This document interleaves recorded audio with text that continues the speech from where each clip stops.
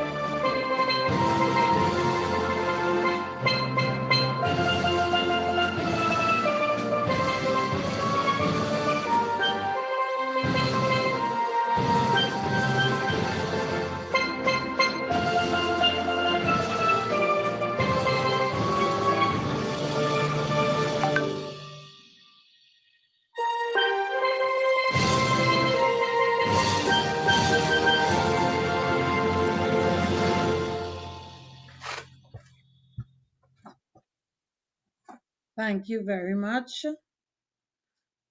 So welcome to our 2021 St. Patrick Career Day. We are so glad to have you with us. We are happy that we can host you today, and we are looking forward to an enjoyable time with you in our presence. We have with us Mr. Neil Ramkisoon and Mrs. Chantel Renales, who are from Student Support Services as well, who are going to be here with us to support us. We also have the RSC Tech team who are helping us. So this morning, as we embark on our journey of our career day, we want to welcome the presenters.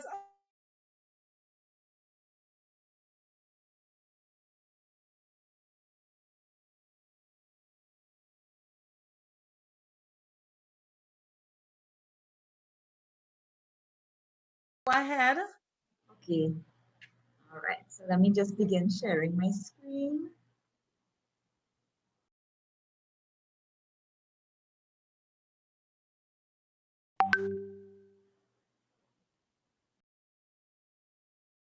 Just 1 second.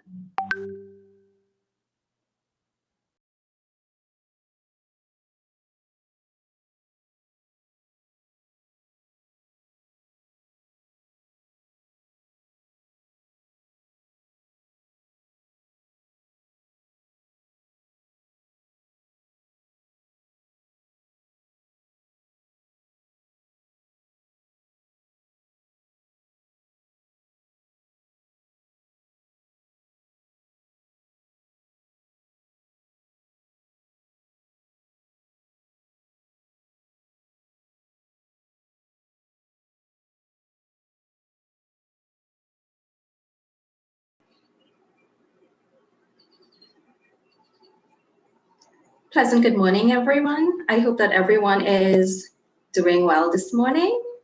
I would like to welcome you to Room C. If you are in Room C, you should belong to either Forms 4, 5, or 6. With us this morning is Mr. Nigel Bradshaw, who is going to be our first presenter.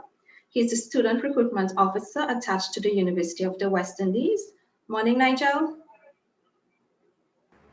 Hi, morning, Anne-Marie. How are you? I am fine, thanks. How are you? Not too bad at all. Are you ready for us this morning?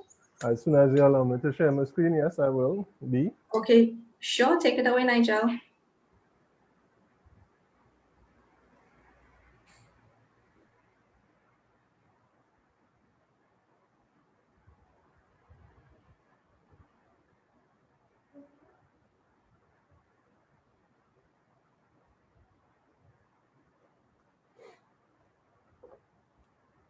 Okay, so I can go ahead now? Yes, Nigel, you can. Okay, seeing 6 participants. All right. All right, good morning. I am Nigel Bradshaw, the undergraduate student recruitment officer at the University of the West Indies at the St. Augustine campus. That's my picture down on the bottom there. I represent the university in events such as these to be able to highlight all the undergraduate study that we have at the University of the West Indies, which is certificate, diploma, associate degree programs, and bachelor's degree programs. University of West Indies has, my presentation today will highlight many things, including the purpose of all universities, which is generally to allow persons to be able to develop keen skills for understanding, locating, assessing, and expressing and creating knowledge in specific areas of study that they choose. Based on those skills, persons are able to enter into different types of professions of their choice. They could start businesses in any field that they choose, and they can become research or resource consultants, personnel in any specialization of their passion. No matter what they choose, they are able to make specific contributions to their households, villages, towns, countries, regions like the Caribbean region that we serve, and also to the wider global space. The University of West Indies is made up of 5 campuses, which comprise a large family of 45,000 students studying, as I said, in certificate, diploma, associate degrees, bachelor's degrees, all being categorized as undergraduate study. And then we have postgraduate study that persons can participate in afterwards, which are master's or research programs. The University of West Indies campuses are found all across the Caribbean space. We are doing them in alphabetical order in terms of names of campus, right? The Cavell campus is in Barbados. It used to be the smallest campus, which is located down on the bottom left of the screen. We have now gone on to have 6,500 students at that campus, with just under 500 of those students being from Trinidad and Tobago. They study in 7 different disciplines, including sport, law, creative and festival arts, and a number of other types of study that are available to them there. They can live and study on campus just like all our other physical campuses allow. The Five Islands campus is located in Antigua and Barbuda and is the smallest and newest of our campuses. Started in 2019, September 2019, just before the pandemic broke. That campus is now home to just under 2,000 students, mostly from Antigua Barbuda, as they have not yet moved into an expansion arrangement that would allow them to be able to have students from the wider Caribbean space. But in time, within 5 to 6 years, they intend to have up to 6,000 students studying in about 6 different categories of study that would allow possibly some persons from Trinidad and Tobago to also be students at that campus. The largest of the campuses, with over 800 acres in one space, as you can see down in the bottom left of your screen, and the oldest one, 73 years old, with the largest student enrollment of 16,000 students plus, with the most amount of undergraduate study programs. The Mona campus is basically the flagship campus of the university, being the first with medical sciences that you can see down in the bottom right of your screen, that then blossomed into 7 different other areas that persons can choose. The pictures here show you a lovely combination of old and new architecture in one pristine setting that you may be able to visit or be a participant student at in years to come. There are over 2,000 Trinidad and Tobago students studying at that campus in everything from medicine to electronics to geology, marine biology, and other types of programs that they find of need for what their passions are associated with, right? So that is the Mona campus in Jamaica. Prior to the pandemic, when it is most people started to use online study, the UWI since 2008 had been involved in online study and will continue to be involved in online study in areas like specialized education, management studies programs, areas management and business, sport, behavioral sciences, economics, and other types of programs choices that are available in that format. No matter what you choose, you can find an opportunity to be able to continuously be online for study at the open campus. There are more than 13,000 students studying online from all around the world. Most of them are mature students who have already become employed and seeking to be able to either switch careers or add to their present careers by getting certification of study. And also to the open campus offers face-to-face short study programs and face-to-face post-secondary programs as well. You could see all the different sites. There are 49 sites of the open campus across the Caribbean, including 6 of them right here in Trinidad and Tobago, another 8 in Jamaica, and at least 1 in every of the other Caribbean territories that you can find across the Caribbean space, from Bermuda in the north to Belize in the west, and right here Trinidad and Tobago in the south. Last but not least of the 5 campuses is the St. Augustine campus, my home campus, the Blue campus, the second largest physically with just under 600 acres, second largest in terms of student enrollment with just over 15,000 students. We have the second largest library system in Trinidad and Tobago, the Alma Jordan Library, you could see up on the top right. We have opportunity for persons, and I know, being from St. Patrick myself, I lived and studied on campus, and many of you might be able to do the same thing. There are places like Freedom Hall on the bottom left and Canada Hall on the bottom right, among many, many, many places that you could live and are close to the campus to be able to go to class without having to study, without having to take public transport or otherwise, right? For persons that are interested in that type of opportunity. So there it is for all 5 campuses at the University of West Indies. Now go into describing the programs that we have at the University of West Indies. Okay, especially at the St. Augustine campus. All the programs you're going to see after this slide are from the St. Augustine campus. Many of those programs are also at the other campuses.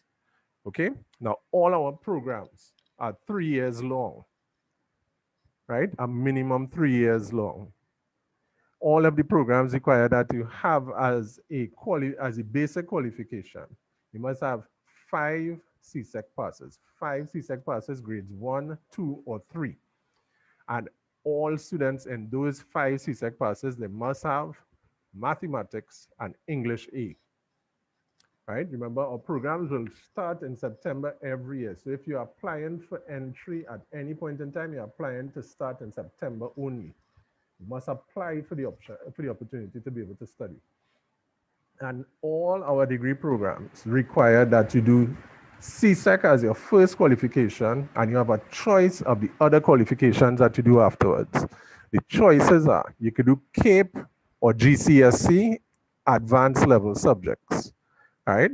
Which are Cambridge, London, Oxford, or CAPE, which is the Caribbean Advanced Proficiency Examination. You could do that one, or, right? CAPE is not the only qualification you can do, or you can do an advanced certificate or diploma, or you can do an associate degree, or you can do pre-university programs that study at the University of West Indies. There are some that are available at UWI, both at the open campus, at the St. Augustine campus. There are also 2 at Roy Tech, and they are available also to some of them at UTT, USC, and elsewhere, right? 1-year pre-university programs. So let's look at the programs that we have to offer. Now I'm going to let you look at them quickly so that I'll be able to finish my presentation much more quickly than me trying to speak over these slides. All right, so now bring up these slides, all right? I'll try to show them for about 20 seconds each time and let you see all the different programs that are there so that you could hopefully zone in on which ones are of interest to you. First of all, the Faculty of Engineering.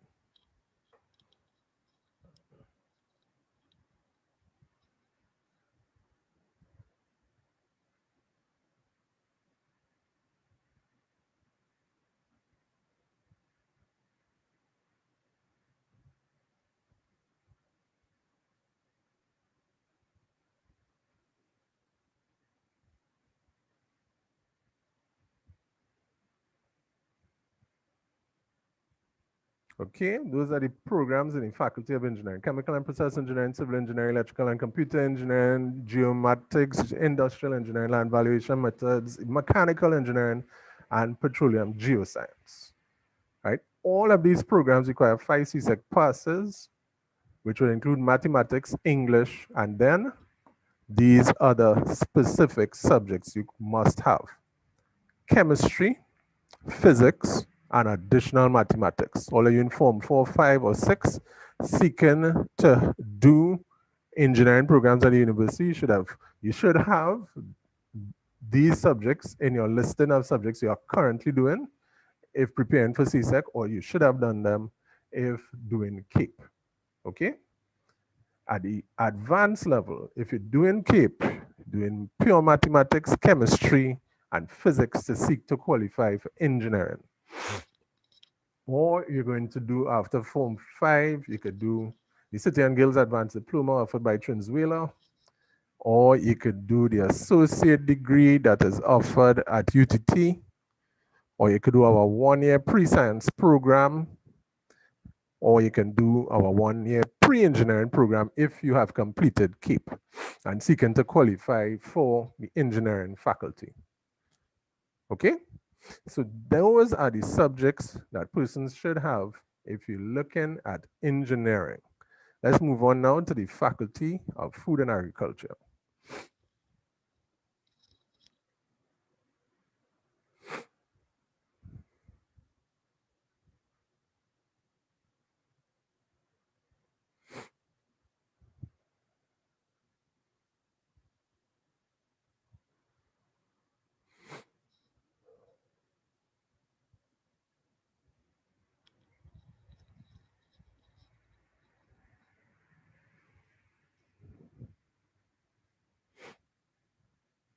Take a nice long look at all the programs, noticing that there are some that you might not have thought associated with food and agriculture.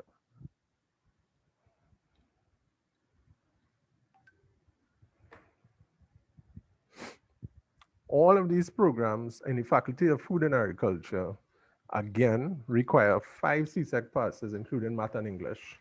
In those 5 subjects, you should choose 2 science subjects from this list of programs here. Right? These 2 science subjects, from agricultural science to physics, you could choose 2 out of these subjects here for entry, for consideration of entry into food and agriculture. If you have 2 of those subjects, then you move on to the advanced level options, which include CAPE. Now, for some students, you'll be very interested in Form 5. We have certificate study programs at the University of West Indies that you can do straight out of Form 5 for 1 year and be qualified in food and agriculture before moving on to your degree, right? UTT and COSTAT offer associate degrees that you can pursue as well. And also, there's our 1-year pre-science program where you can do 2 of these subjects in that pre-science program. Any 2 would allow you to qualify for entry to the Faculty of Food and Agriculture. Our Faculty of Humanities and Education, these are the programs that you see here. Let me have you look at them. Please make notes on anything that you notice that you need to be able, you need to ask questions of me at the end of the presentation.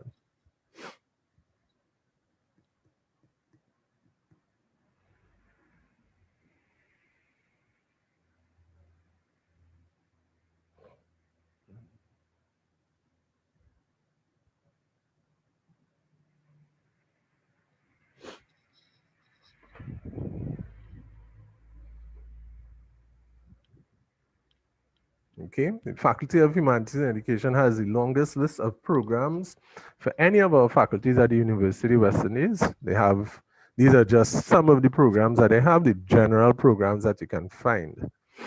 Right, all of these programs require 5 CSEC passes, including math and English, and then you must have 2 from a long list of these subjects, starting with art, dance, drama, English B, history, music, Spanish, French, theater arts.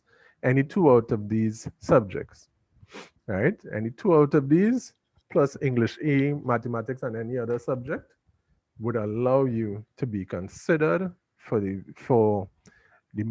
next step in qualification for the Faculty of Humanities and Education. The next step involves either doing KPA levels. If you do move on to KPA levels, you must have one of the subjects at A levels, being from this list in here, right at the bottom here. Or you can do one of our certificate programs. You have a certificate in early childhood care and development for persons wanting to get into early childhood or primary school education. And we have a number of VAPA certificates, visual and performing arts certificates, music, dance, theater, as well, music, dance, theater, and another certificate program that I'll remember later on. Right, visual arts as well. We have a visual arts certificate. All of those you can do at from Form 5. Now, we're looking at the Faculty of Law. Faculty of Law allows a person to enter into 600 different career areas just by completing our LLB degree program. These are some of the more popular law careers that most people are aware of, and most certainly most people choose. But there are a large number of different law or legal careers that persons can choose based on completing our LLB program. Okay, our LLB program starts off with 5 CSEC passes, including math and English only. And thereafter, after you complete your 5 CSEC passes with math and English, remember there are no specific other CSEC subjects you must have. You can move on to CAPE, where you must have 3 CAPE subjects. Again, no specific choice of these subjects. You choose them anyhow you want. Or you can do an associate degree, right, with any accredited institution. The Open Campus has an associate degree in paralegal studies, which is an excellent option for people that want to move on to law. Or you can do an advanced certificate or diploma of minimum 1 year in length, continuous, right, to be able to qualify for our Faculty of Law. Next, we have our Faculty of Medical Sciences, and this faculty is a little different. All the programs here, you require study for more than 3 years. All the other degree programs that I was showing you were 3 years long, okay? This faculty, if you could take off your mics, let's go through the faculties and see how good you could guess what the programs are. All right, anybody could tell me what is on the top left, please? Anyone there?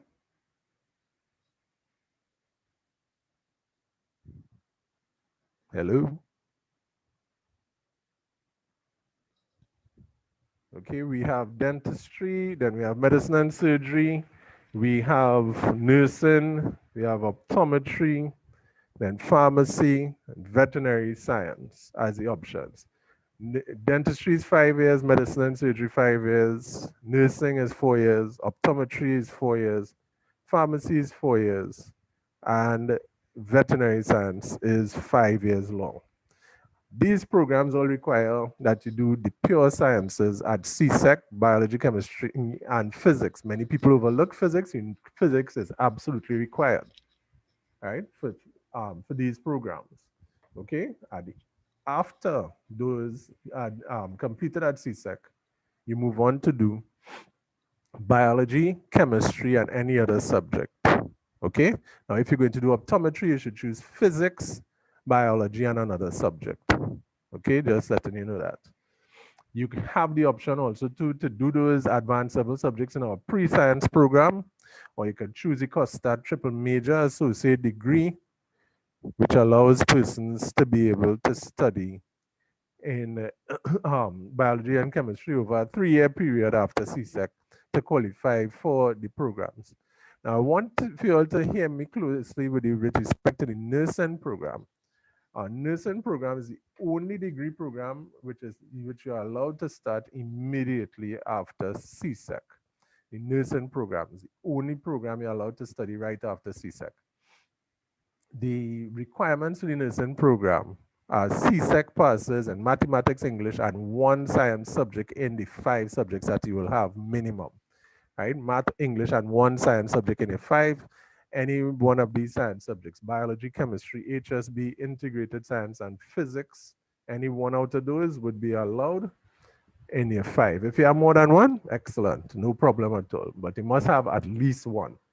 Okay, so you don't need to do CAPE to become a nurse. If you did CAPE, you can still apply to become a nurse if you want to. Okay, you must be 17 years and older to start your study as a nurse. You must be 18 years and over to become a doctor. Now, if there's anyone here that wants to become a medical doctor, a dentist, or a vet, please let me know at the end of the presentation so I can go over the supplemental sheet 2 with you. The Faculty of Science and Technology allows persons to do pure sciences and applied sciences based on chemistry, biology, and physics. And we also do offer computer science and technology, applied technology, like computer science, information technology, and software engineering. We also do offer mathematics and mathematics-based areas like statistics, econometrics, and also to actuarial science in this faculty. Okay, so science, technology, mathematics, the STEM programs are well represented at the University of the West Indies. Of course, you need 5 CSEC passes to start, and in those 5 CSEC passes, the maths and English, you must have 2 science subjects as well, a minimum of 2 science subjects. So the science subjects are from this listing here. At the advanced level, you must have a minimum of 1 science subject if you're going to be selecting any program in the Faculty of Science and Technology. You can do them either at CAPE or you could do them at pre-science, right? Or you could do a double major associate degree in science such as those offered by COSTAT. Next, finally, we reach the business programs. Now, all these business programs from accounting, banking and finance, economics, HRM, leadership and management, marketing, hotel and tourism management, international tourism management, and risk management and insurance are all offered with ACCA accreditation at the University of the West Indies. I'll say it again. Our business courses out of our Department of Management Studies are offered, all the degree programs there are offered with ACCA accreditation, just like all the other places, you know, SBCS, CETL, accountancy tutors, Umar Dean, student accountant center, etc., school of accounting and management. They all offer ACCA, we offer ACCA too, right? And all our degrees finish in 3 years, as I told you before. If you're not into the business areas and you're into behavioral science, right, like Ms. Ramki Soon and some of the other student support services staff, you can find programs like criminology and criminal justice, psychology, social work, and sociology, among others, right? And in our Department of Government Studies, we have government studies, political science, and international relations for students that are interested in those areas. Okay, now 5 CSEC passes, including math and English for all our programs here as well. Only international relations and economics require that you have specific other subjects for consideration of entry. For international relations, you require Spanish or French. You must have a language if you're going to do international relations, which makes sense. And for economics, because of the significant amount of mathematical exploration and expression, you're going to require additional mathematics for the economics program that we have at the university based on CSEC qualifications. At the advanced level, you could have 2 CAPE subjects of any choice, right? Or an advanced certificate, or diploma, or an associate degree, right? Now, for the most popular programs, which are accounting, management studies, and psychology, if you're doing CAPE, you require that you have 3 CAPE subjects to be considered for entry, because there's significant competition for entry there. Okay. Last but not least, our Faculty of Sport allows students to be able to do 3 different degree programs, each of them allowing you to be able to move on to wide-ranging opportunities in sport careers thereafter. If it's sports management, you could look at a large number of programs. They promise over 400, a large number of careers. over 400 different sporting careers associated with sports management. Sport kinetics is a basis that allows you to move into stuff like sports physical therapy and other types of stuff like that. And our sport coaching is self-explanatory. It's for persons that want to get involved in a multidisciplinary approach to being able to understand how to increase the quality of performance for individuals or for teams participating in sport. Our faculty of sport requires 5 CSEC passing, including math and English, no other specific subjects. And then you can do either CAPE, but we have a certificate program which is 1 year long and allows you to be able to then move on to any one of these 3 degrees having completed that certificate program. So there you have it for all the programs offered by the University of West Indies. You can choose, you should choose based on a passion. I'll tell you, everybody that has entered the University of West Indies or graduated from the University of West Indies will tell you you will do best to have a passion for what you want to study, because it is a significant amount of work that needs to be done in a finite time, and you need to be very passionate about what you want to do. You cannot be doing it just because you feel it's going to be easy. You will be challenged, but you can have a lot of fun during that challenge. Of course, you should discuss the information that based on what it is you're looking at, you could have a passion for multiple different programs, discuss it with your parents. Make sure you're not choosing something that somebody else tell you to do. Don't go and ask your partner, hey, friend, what do you think I should do? Right? That it wouldn't make sense, because they might tell you something that you end up realizing it was what they liked and not what you necessarily thought was good. Okay?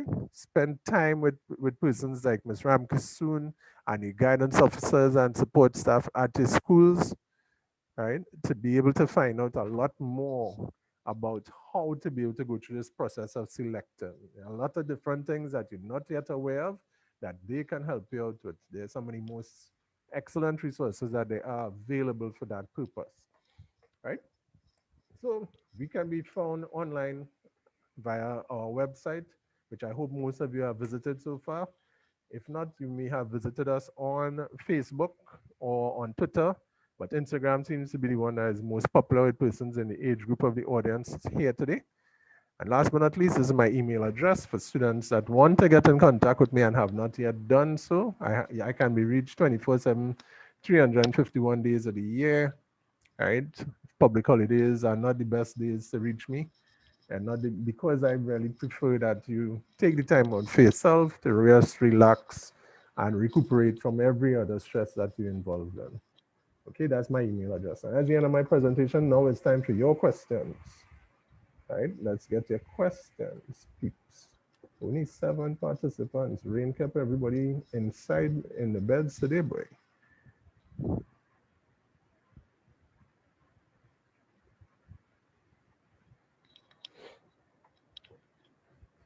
And 3 of the participants are, in fact, 4 of the participants are guidance officers.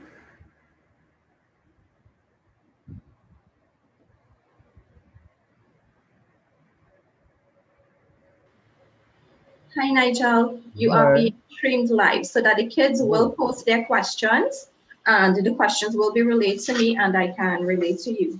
All right, so thus far, kids will have indicated their interest in surgery and dentistry.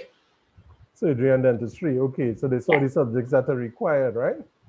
Now, one of the things that I want to highlight about our university is now. I have to clear up some stuff on my screen first before I could get to that. Not a problem, Nigel. In the meantime, can I make a house announcement? Yeah. Okay, students, at the end of the session, you will exit the room and re-enter, all right? There will be a link posted on the chat that you can copy and use that to re-enter, all right? Especially for those of you who are on the Zoom platform, okay?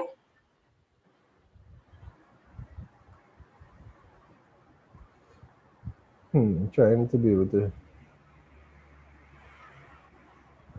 not get to the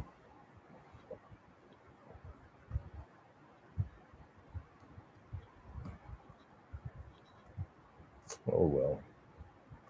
think my computer has stuck in terms of being able to get other slides up.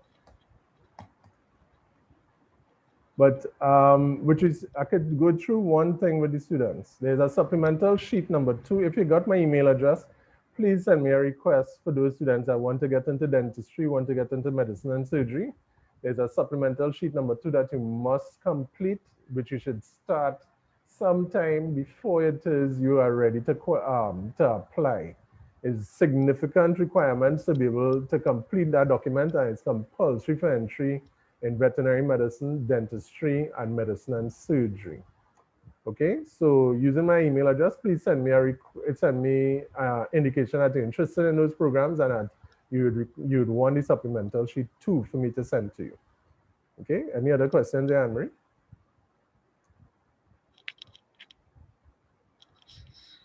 I think you muted there, Anne-Marie. Sorry.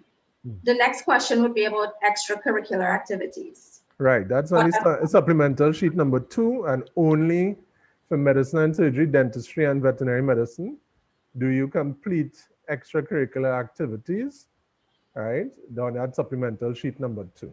Only for those 3 programs, okay? No other programs.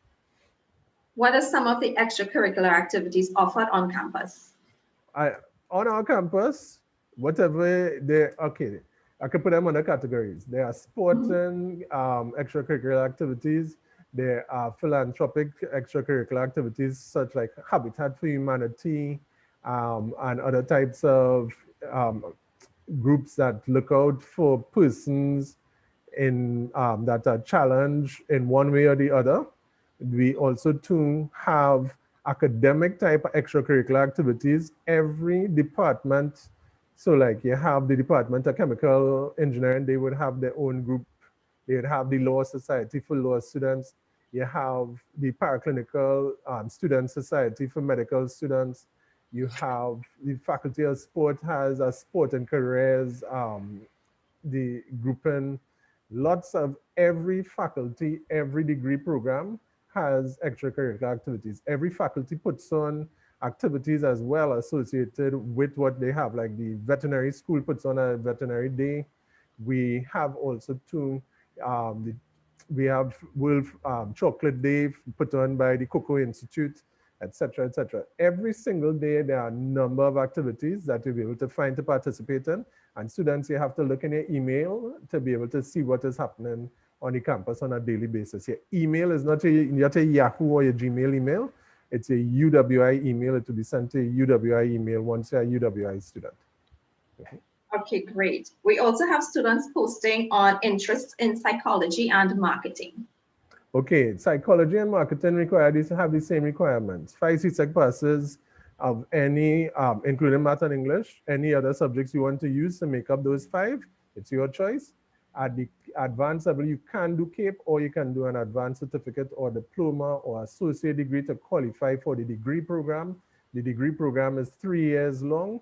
There are no specific subjects. And I repeat it, right? People get confused when they hear that, because you all have been told all your lives that you must do something specific for what you want to do.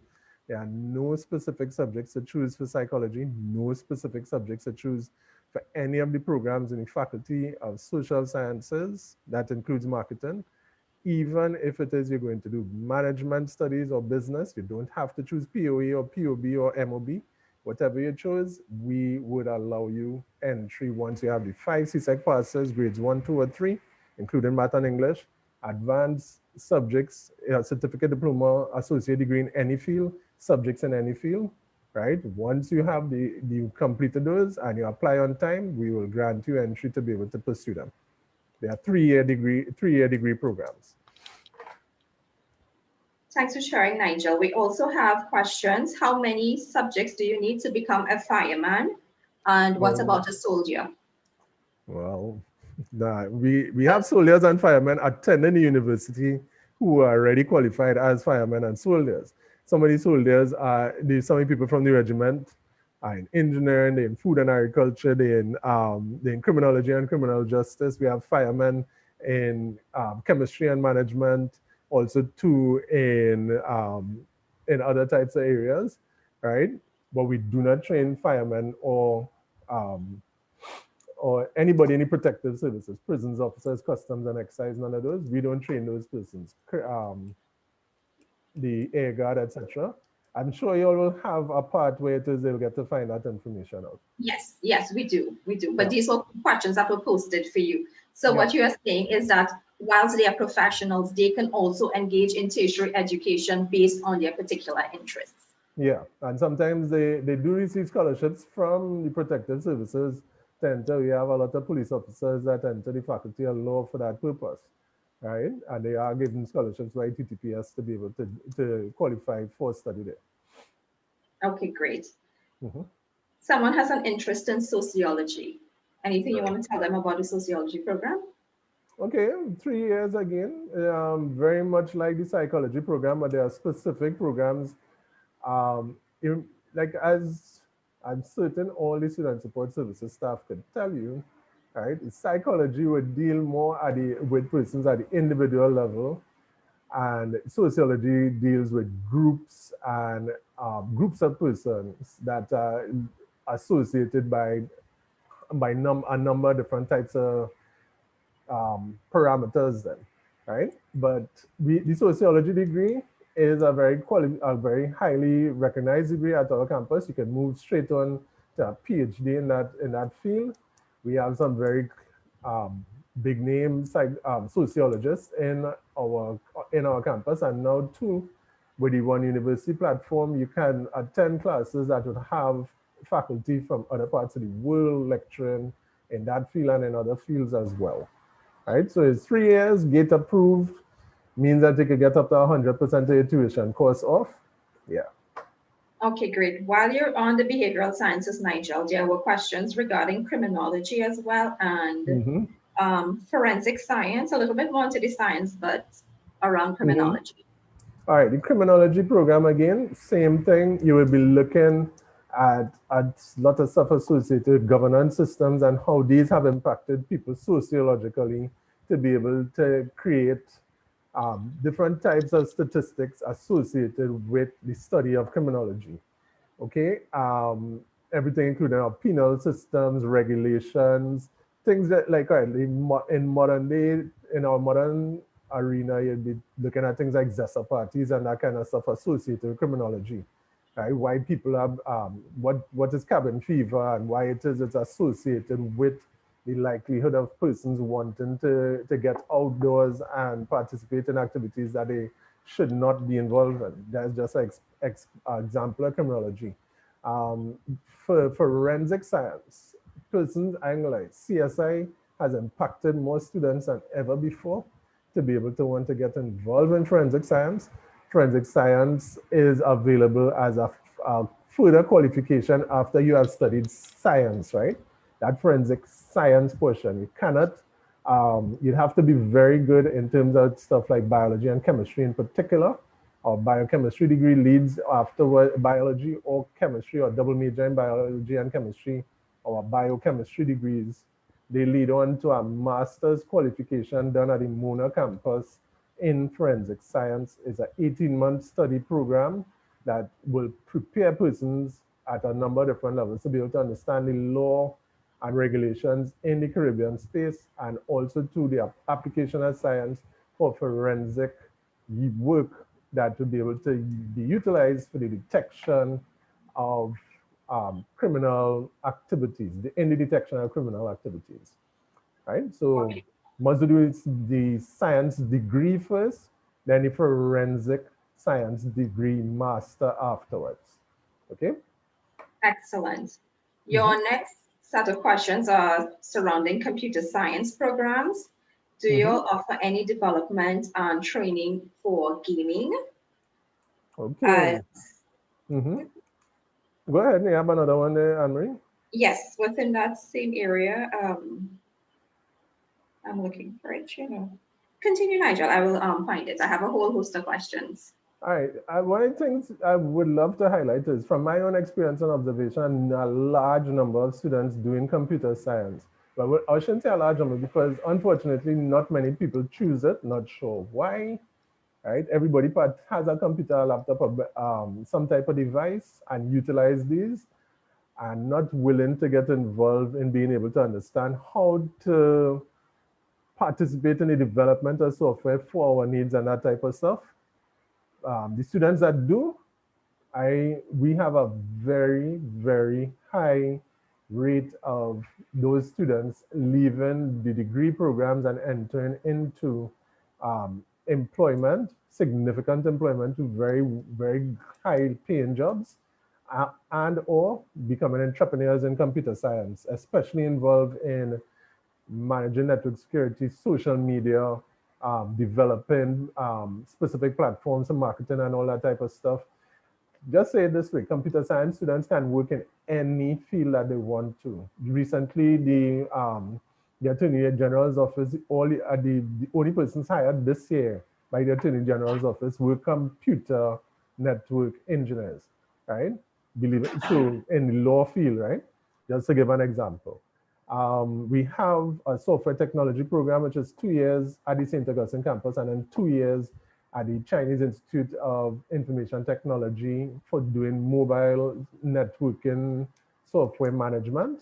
So 2 years in Trinidad, 2 years in China, 4 years all told, the software technology program. At the end of that program, you would be very, very much employable, but also too very much capable of creating your own businesses in that field. All right. The sky is the limit for persons that want to get into computer science, information technologies, software technologies, etc. Right? The subjects that you would want to be very much involved in then would be pure math and computer science. Okay? Excellent, Nigel. You actually answered the other question, what that was there on software. Oh, because okay. it isn't commented that they did not see anything about it in your presentation. Okay. All right. Other questions? Physiotherapy and dietitian.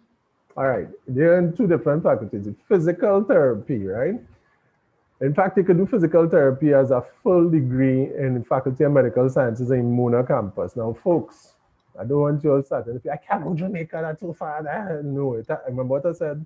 I have 2,000 Trinidad and Tobago students studying at the Mona campus. A large number, these are the programs they're studying. Medicine, physical therapy, radiography, geology, marine biology, electronics as some of the core programs that they're doing, because those are offered there and not here at the St. Augustine campus. We do offer medicine and surgery, but also to the other students wanting to go there as well to qualify for it. So physical therapy you can do there. The sport kinetics program, I did mention it. Sport kinetics and the Faculty of Sport offers you the option to be able to see and gain an understanding for how physical therapy is associated with sport. Our sport kinetics program requires 2 mathematics, English in your 5 CSEC passes, and then you could do the certificate in the art and science of sport and coaching 1 year and be able to move on to the sport kinetics program and meet a large number of other national athletes in that program. Okay, so it was, and what else they asked about, Anne-Marie? In that one, it was physical therapy. Oh yeah, and dietetics. Dietetics and nutrition is offered in the Faculty of Food and Agriculture. Right? There's a full human nutrition and dietetics program, one of the best degree programs you could do at the university because a high practical quotient that to do, a large amount of research in it as well at the undergraduate level. And you're able to participate in understanding dietetics for any group of human beings from infants right up to geriatric adults in sports persons with specific food needs, being able to do meal planning. It allows the persons to become entrepreneurs or researchers in the field, right? And be able to satisfy themselves in the work that they will be able to do with the different types of persons right in the Caribbean area or anywhere in the world for that matter. Nigel, may I ask you to pause for a minute, please? I need to make an announcement to the kids. No problem. Thanks. There are some students who are making inappropriate posts on the chat. Please desist from doing so. If you continue, you will be blocked. Thanks, Nigel. All right. Okay, so next question, Anne-Marie. Great. So someone wants to find out a little bit more on phlebotomy as well. All right, phlebotomy. I have seen recently ads for persons to be able to do phlebotomy. Phlebotomy is, I wish we had more phlebotomists now where it is we have to do all these vaccinations in this country, right? The University of West Indies is not responsible for teaching persons in it. In fact, the persons that do our nursing program, they will do the phlebotomy program as part of the military health training program, post-nursing training program. So um, phlebotomy exists, but not at the University of West Indies. Great, thanks. Another question, I will read the question as it is. Is it still possible to pursue a specific course even if you do not possess one of the qualifications? Nope. Like if someone wants to do engineering and they do not have ADMATS. Oh, okay. ADMAT is separate, right? But normally, I know persons looking, if I don't have chemistry, can I still get into engineering? No. If I don't have physics, can I still get into medicine? No. All right? And I mean firm no, right? The university will tell you no. Okay? You need those. But for the ADMAT, you could come to the university and do our pre-science program, right? If you're doing CAPE and you didn't do pure math, you could do a pre-engineering program to qualify for engineering. Okay? If you're in Form 5, not doing ADMAT, right, and not going to have the opportunity to do pure math at CAPE, you can come to the University of West Indies and do a pre-science mathematics. It does not require ADMAT, right? Normally I put the ADMAT there because most students seeking to go on to do pure math at CAPE, right? And you need ADMAT for the pure maths at CAPE. If you don't have the ADMAT, remember what I said. You could do the N1 or pre-science mathematics at the University of West Indies. If you're not doing pure math and want to, in CAPE, and want to do engineering, you could do a pre-science engineering and be able to get the mathematics equivalency. Okay? Okay, great. So there is a question on marine biology, if that program is offered as well. That program is offered as one of the programs that you find a lot of Trinidadians doing at the Mona campus. The Mona campus is the only campus offering it in the University of West Indies. A full 3-year major that also too has the option to be able to do courses out of Florida. They have an internship that they used to offer in Hawaii, but I'm not sure if that's still available. But it is only offered at the Mona campus, right? You must have biology as an advanced level subject. Should have done biology and another science at CSEC level. Okay, great. Another question is regarding ACCA versus an accounting degree. What's the difference, as well as what are the qualifications for the ACCA program? All right. ACCA is only the accreditation Council of Certified Accountants. That's what ACCA stands for, right? ACCA is not a school, right? So ACCA is a standard used for allowing persons to get a highly qualified degree in accounting, banking and finance, management, economics, risk and insurance management, all those types of programs. ACCA gives you the accreditation. ACCA accredits different schools to teach those programs. So like remember, Quality list of schools, CTAL, School of Accounting and Management, SBCS, Accountancy Tutors, Student Activity Center, Accounting Center, and all those schools. And also to the UWI, UTT, we have ACCA accredited programs. So you do our BSc accounting at the University of West Indies, you will have ACCA accreditation. If you did it at another institution that offers ACCA accreditation, you will also too have it. But the UWI, we have a better pass rate and we also too have it at lower cost. Same ACCA qualification. Hope that is clearing it up. Thanks, Nigel. Someone wants to pursue a career in real estate. What study programs would they engage in if they would like to get into that field? I would tell them honestly, well, the University of West Indies has no programs in that field. right? Our land valuation methods is an engineering application program which you require pure maths for and is the closest thing to, but it's not really real estate stuff. Real estate involves sales, so you might look at marketing, right? A heavy amount of sales. So you look at marketing as one of the options that you want to do. Whatever, at the University of West Indies, we don't have any respective qualifications for a marketing degree. Just 5 CSEC passes, maths and English. You could do advanced certificate, diploma, associate degree, or you could do 2 CAPE subjects and enter a marketing program. At the end of it, you could choose whatever applications you want, and that could include real estate as well, where it is you'll be able to work with persons to be able to manage all the promotions and analysis for different properties that they have and help them sell and be able to make a commission off of it. Okay, great. Someone asked, what are the different engineering programs that are offered? Mhm. And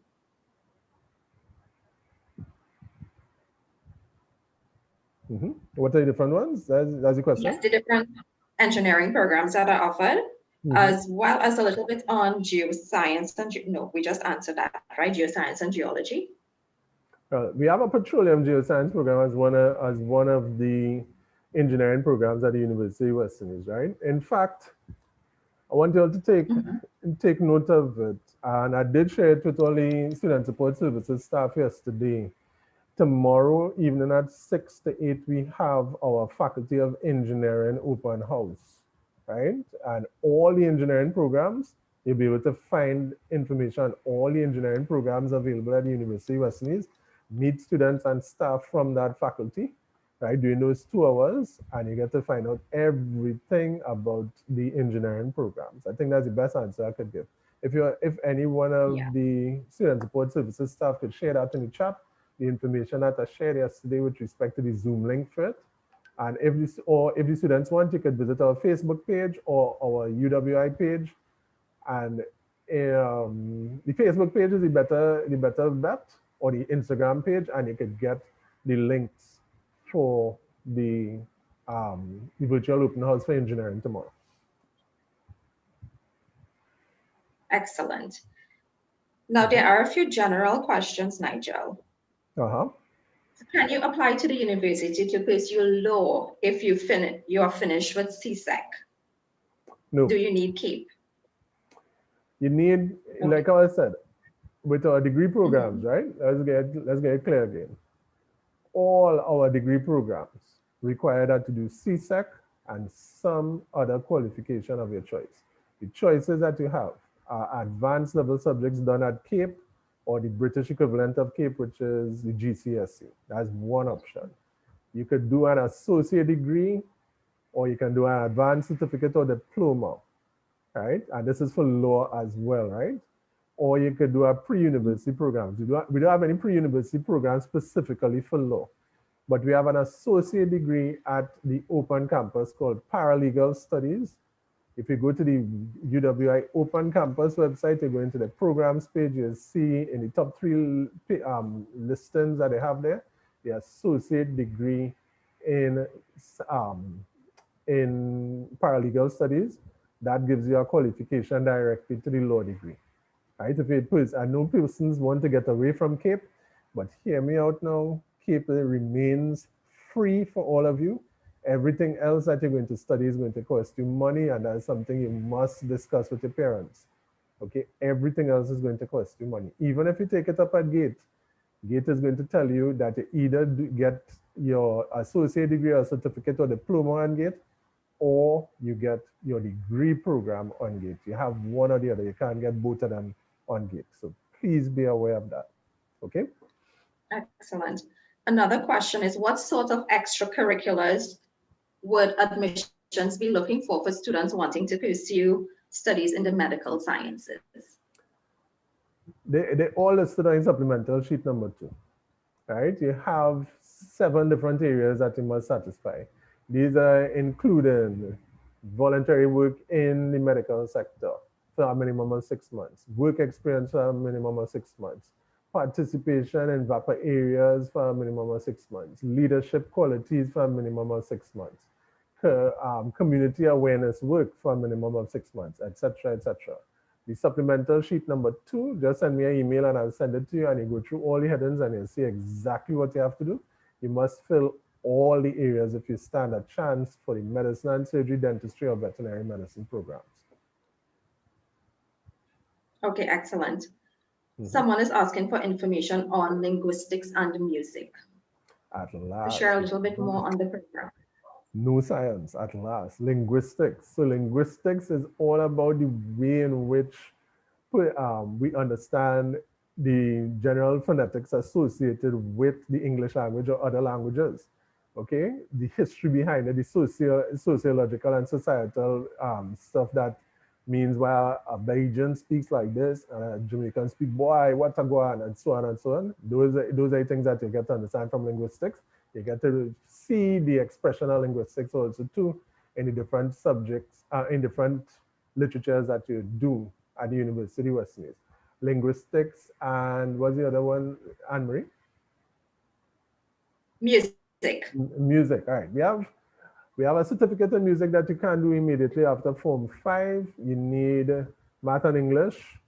You could have done music or other VAPA areas at CSEC, but you must have the London qualification in music at grade 5 and above for qualification to a music program. If going into the certificate, if you're going into the utilizing CAPE and then coming into the music degree, you need only to have one, like you could have stuff like anyone from literature, history, a language even, or music if it was done at CSEC, etc., to be able to qualify for a music program. The music degree is a Bachelor of Arts in Music, allows persons to be able to teach music or to be able to do lots of different other applied work in music, like music scores for film and that kind of stuff is one option, etc., etc. Right? It's a very unique program. Some students are also concerned about the timeline now within which they are receiving their results. Would you be able to share in terms of shifts in timelines and stuff like that for them to submit their certificates? Okay. Now, number one, if you are a student in upper 6 in CAPE, you are eligible to apply to the University of West Indies. Number 2, if you're just doing CAPE and doing Unit 1 or doing Unit 2 for the first time, you're in lower 6, you are not eligible to apply. Okay? Number 3, if you are an upper 6 student and applying, whatever results you had for your exams written in June, July 2020 last year would be what you would be adjudicated for entry to the University of the West Indies. I'll say it again. I know that one requires clarification. If you're a student in upper 6, you would have done exams in either Unit 1 or Unit 2 last year, for the first time last year, June, July 2020.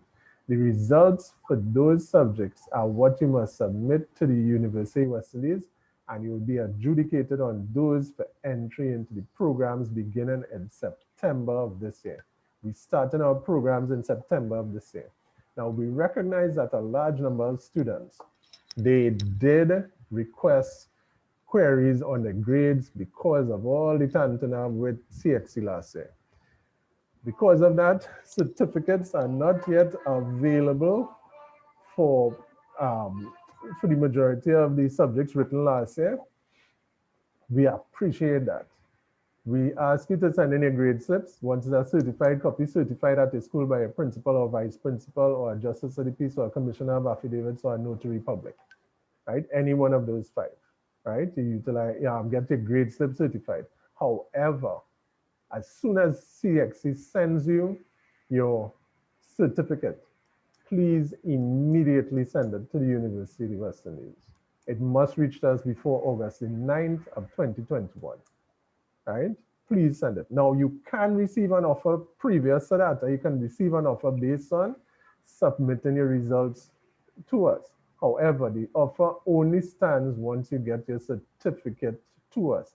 And that certificate must be sent by the same e-courier process It must be certified by your principal or vice principal or notary public or justice of the peace or commissioner of affidavits.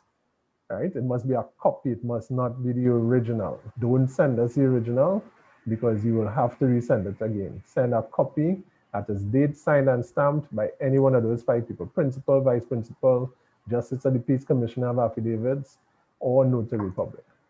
Any one of those 5. Okay. Someone asked about the double major. Can you share a little bit more information as to how choosing a double major works? Okay, first to begin, you must apply for a major when applying to the university. Secondly, you must accept the major that you would have been offered acceptance to. Now, that is, you heard the word, and please use it like this, right? You're applying now, you're not registering. You're applying now, right? And it needs to be clarified. You're applying now, right? Once you apply, based on your application, you can be admitted based on the submission of your application online with all your documents. When it is you send in the offer reply form indicating that you have accepted the offer, the next step is in August when you start the registration program. Registration is a totally different procedure. Registration allows you to become a formal student of the university. Application allows you to be admitted to the university. Registration allows you to become a student of the university. When registering, part of the process involves academic advising. At that point, you are allowed to request the opportunity to read for a second major, right? When you receive the opportunity to read for a second major, then you register for the courses in both majors. Okay, so only in August can you register for the second major, request the opportunity to read for the second major. Last point, if you are in the Faculty of Engineering or the Faculty of Law or the Faculty of Medical Sciences, you cannot double major. Okay, so you can't do law and music, you can't do civil engineering and dietetics, and you cannot do nursing and physical therapy, right? No. Okay, excellent, Nigel. Someone has also asked, is it possible to get into any type of medicine without physics or even to, nope? Nope. Okay, great. What about only the nursing program would allow you without physics. Only the nursing program without CSEC physics. Okay, great. What about scholarships for sports? Are there any available? Yes, there are now 2 scholarships for sport offered at the University of Western East. However, very good question to ask now because I want to alert students to this. Don't wait for the university or for the government of Trinidad and Tobago, Ministry of Education alone to tell you about scholarships. Many of the different agencies for sport in this country offer sports scholarships, right? And a lot of them are very interested if students are studying at the University of Western East to help you out with your tuition course at the University of Western East for sport. TTFF, the Trinidad and Tobago Cricket Board of Control, the Trinidad and Tobago Basketball Association, Trinidad and Tobago Netball Association, right? The Trinidad and Tobago Table Tennis Corporation, all these different groups, they offer scholarships, right? So you check them out to see what you can get as well. Okay? Excellent. Another is physical education and food and nutrition considered science subjects? No, they're not considered science subjects. Right? So if you're hoping to utilize them for a science qualification, no, they're not considered science subjects. Okay, excellent. Any information, or would you be able to share any information on scholarships available from the university's perspective, or maybe based on different disciplines? Okay. This is a general question on scholarships. The University of Western East, at our website, in the search engine, you could type the word scholarships, right? Once you type the word scholarships, a link comes up with a scholarship booklet for undergraduate study. You go into that booklet, it's 41 pages long. It shows you how to apply, what are the scholarships, how to apply for them, when to apply for them, etc. to be able, and what are the awards for these scholarships, who gets which scholarship and what. There are over 350 scholarships at the University of Western East St. Augustine campus, starting as low as $2,500 and as much as $30,000 a year. Okay. Okay, great. There's another question on law. I'm not sure what the person is asking really, but it reads, do you still need to go to law school if you did a course in UE? So I'm wondering if they thinking Yes. about if you did the bachelor's in law. Right. Yeah. If you did the LLB at the University of Western and you want to practice you want to be a practicing lawyer, you must attend the Hugh Wooden Law School. Now, the advantage for completing the UWI LLB, once you have attained honors after those 3 years of studying the LLB, you're granted immediate access to the Hugh Wooden Law School, right? Other law students in Trinidad and Tobago have to write an exam for entry. Okay, no matter if they went to Gillian Lucky or one of those other schools offering it, they must do the exam to write it. The Hugh Wooden Law School does a legal education certificate for 2 years for students to be able to qualify to become practicing lawyers. Great. There are also questions on the further information on becoming a vet and a general practitioner or a pediatric surgeon. Okay, so to become a vet, 5 CSEC subjects including biology, chemistry, physics. At the advanced level, you must do biology, chemistry, and another subject. You must submit the supplemental sheet number 2 completed to verify your holistic preparation for study, just like for the medicine and surgery, just like for the dentistry program. Okay, and you do study for 5 years. In those 5 years of study, nearly 2 years are practical components. So you work with vets and also you work with the vet school in Trinidad and Tobago, mostly on a voluntary basis to be able to get the practical skills for which you have to write a number of specific reports in terms of the work that you're doing for the veterinary medicine program. You're qualified to work anywhere in Trinidad and Tobago and the region as a vet. You could write the specific examinations required to practice as a vet in the United States according to what state you're going to practice in, and also to in Canada or the UK, right, from the DVM program that we have. To become a pediatric surgeon, you must do biology, chemistry, physics, maths, and English at CSEC, biology, chemistry, and another subject at CAPE. Of course, submit the supplemental sheet number 2, be admitted to the MBBS program, complete the MBBS program for 5 years, do 2 years of clinics with the Ministry of Health after the MBBS program. And then you sign up to do the Doctor of Medicine program in pediatrics to be able to become a qualified pediatrician, right? You do 1 additional year after that for pediatric surgery after 3 years of practice as a pediatrician to become a pediatric surgeon. So it means by age 32, 33, you'll be a pediatric surgeon, if you're following the numbers as I was going through it. Okay? That's why all medical specialists don't look very young, right? They study for some time before they reach that level. What about the training to become a mortician, Nigel?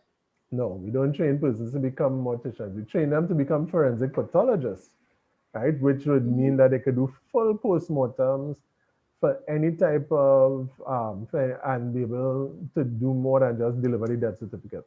Right? The mortician would be the person that prepares it for burial and that kind of stuff. Is more technical level qualification that is offered by specific schools. Sometimes it's done in-house at different funeral agencies that they have in Trinidad and Tobago that are certified to be able to do it. Not everybody could train it to do it. So they could look into it like that, but we don't train morticians. Forensic pathologists, yes, not morticians. Okay, great. I know you answered the question on CAPE and using CAPE to progress, but this question asks a little bit more into, do I need CAPE to proceed to meteorology? So maybe you can spend a little bit more time talking about pursuing courses required for meteorology. CAPE is one qualification, reminding everybody, it is only one of 4 qualifications you can use to enter into advanced degree study. I'm saying it again, it is one, everybody thinks automatically to CAPE, right? It is not necessarily the only option you have. Okay, yes, it is free, but it's not the only option you have. Okay, now to become a meteorologist, you require these subjects at CSEC, right? You need mathematics, English, physics, right, and then geography, right? Many people overlook the physics. You need the physics. Every meteorologist will tell you, right? You need the physics. You're going to be dealing with a lot of higher um, a lot of stuff associated with the movement of the air and air particles and that kind of stuff is going to require a deep understanding of physics. At the advanced level, either geography or physics, right? And then you go to the Cave Hill campus, is the only one that offers meteorological studies. The Caribbean Institute for Meteorology and Hydrology is the only place in the Caribbean that offers it. Plenty of people decide, I don't want to go there, I want to go to Florida. You'll spend 3 times the cost of doing it at Barbados if you go to somewhere like Jacksonville State or one of those other institutions anywhere in the States, right?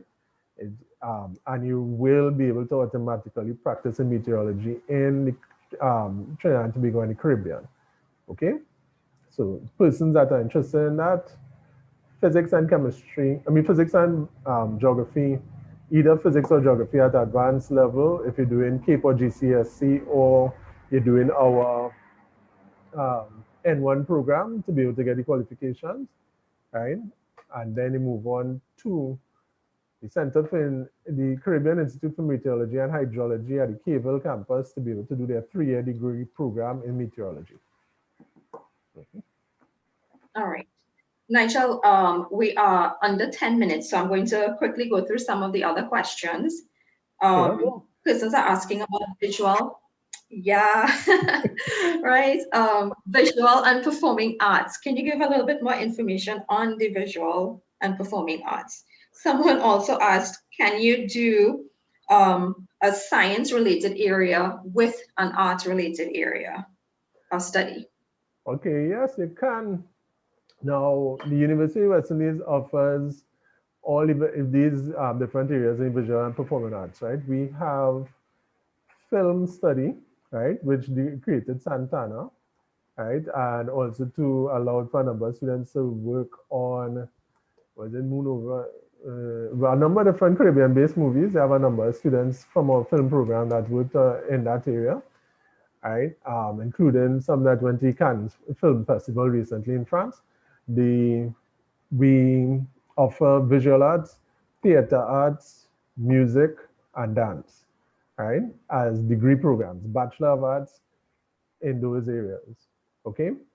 We offer it at the St. Augustine campus, math, English, and 5 CSEC subjects, right? You should have at least another 2 subjects, which should include one of those areas alongside some like history or a language subject or English B, right, at CSEC. We have certificate programs that you can do, which would be 2 years and then a degree, or you could come straight from CAPE, having done one of those subjects, and then move into the 3-year Bachelor of Arts in the specific area that you want to do. We have them as majors. When you're doing a major, you're allowed to be able to do a double major, or you could do minors as well.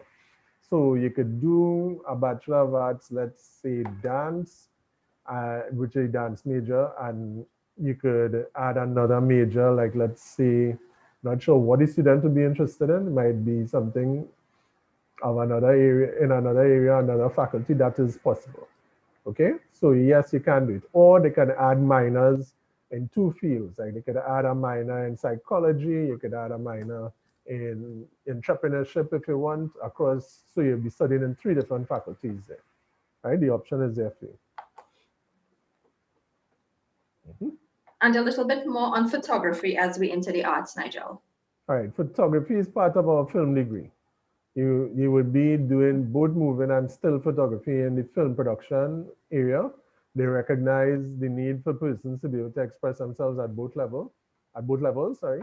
So yes, you could do, but you have to do the full degree. We don't offer photography just as a special degree program. It's part of our film degree program. All right, let's switch a little bit again to the med side. Someone has asked, after completing the MBBS program, can you practice as a private practitioner? No.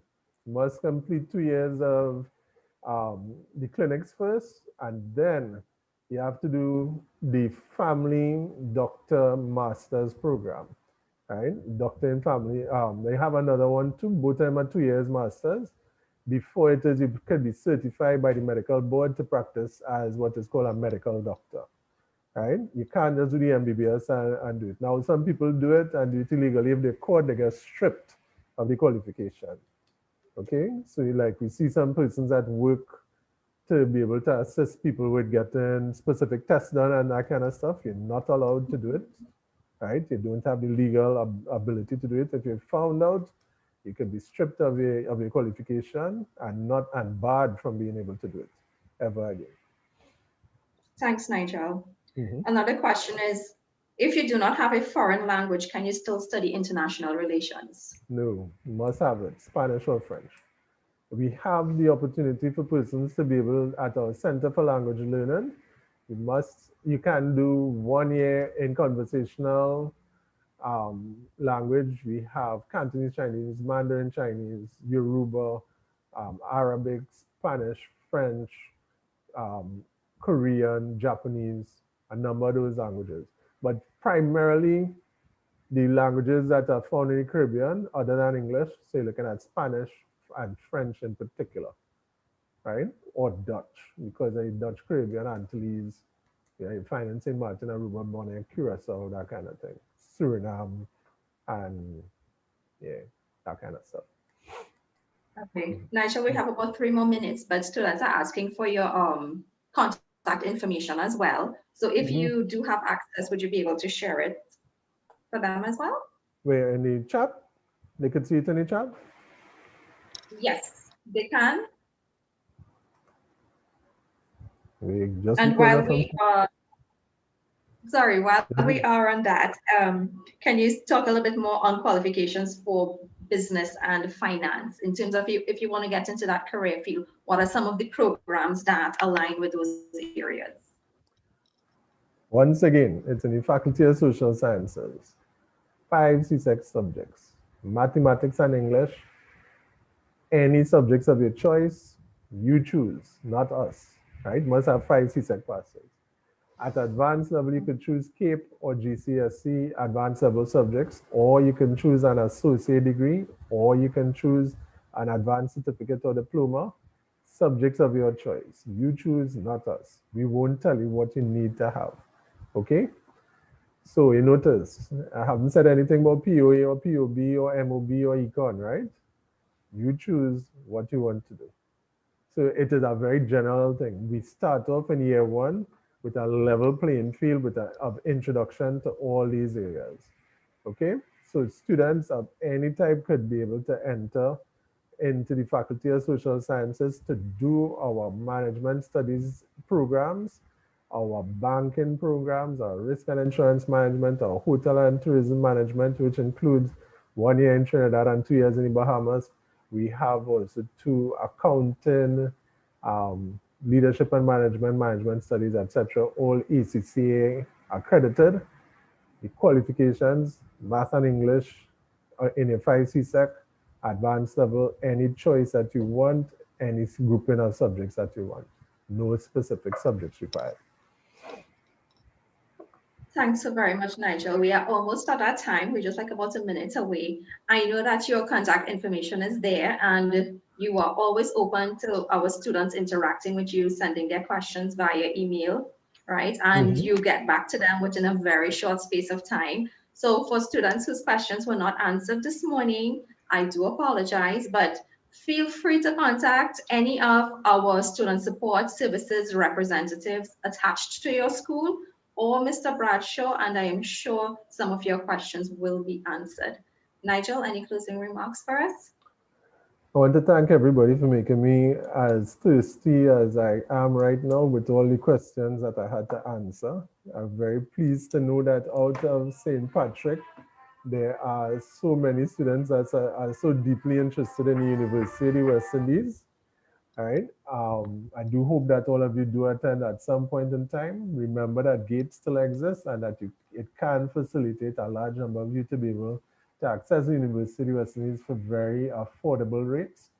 And the study at the University of West Indies opens up a massive, massive opportunity for you. We are now rated in top 2.5% of institutions in the world.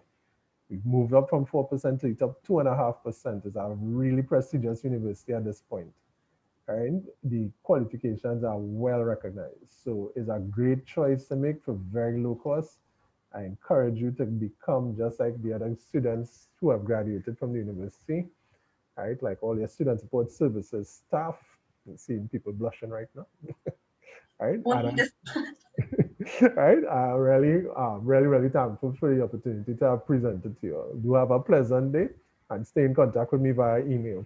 Check us out too. Please look out for the information from your guidance officers for the upcoming virtual open house days. We don't just have for engineering tomorrow. After engineering tomorrow, every week for the next few weeks, we're going to have right up until July. We finish off with sport in July. Okay? Okay, great. Thank you so very much for joining us this morning, Nigel. You're Have a very great welcome, day. Emily. You too. Take care. Bye, everybody. Okay, you too. Bye-bye.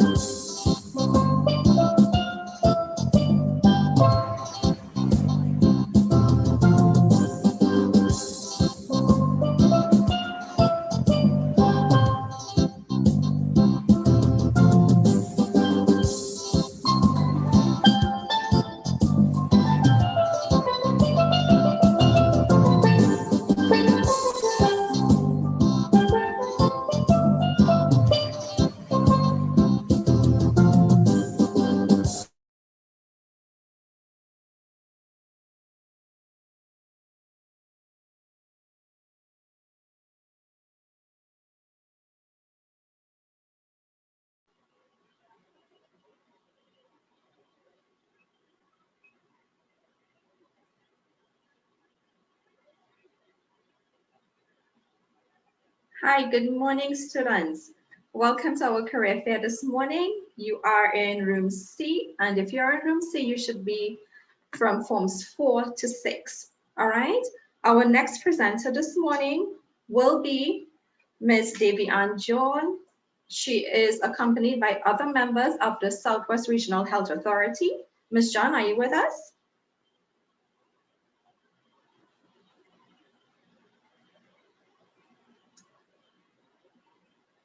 All right, while we wait for Ms. John to join us, some house announcements, please. Students, you were reminded of your etiquette online, and we are hoping that you maintain some level of respect and etiquette while you interact.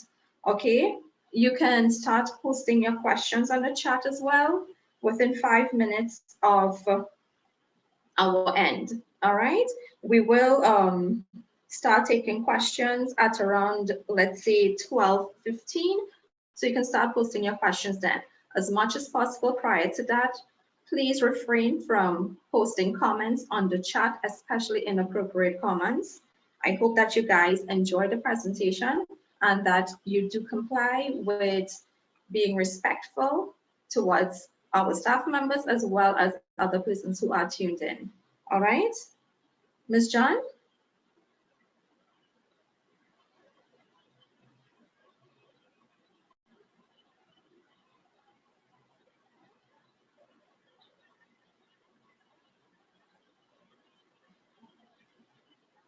All right, I think we may have a short delay.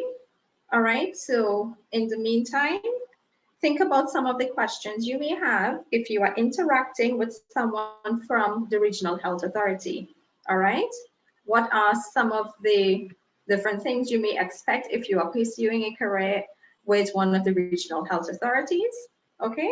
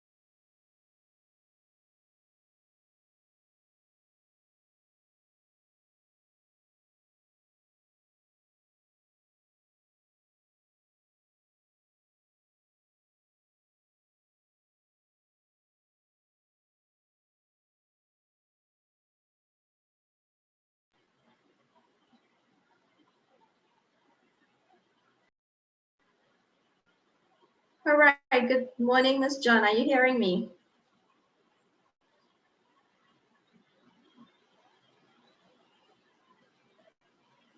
Ms. John, I think you're muted.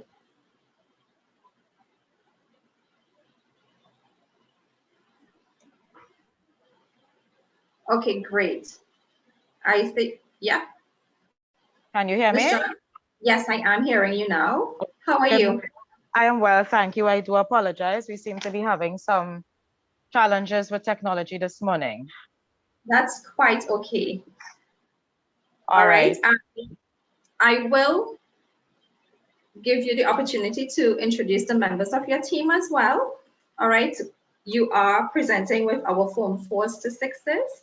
So Yes, once you're ready, take it away. Welcome and thank you so very much for joining us this morning.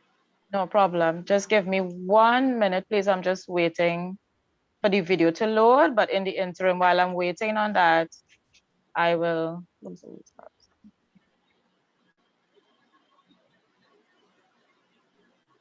share. I'm just waiting on the video to load. Okay, sure.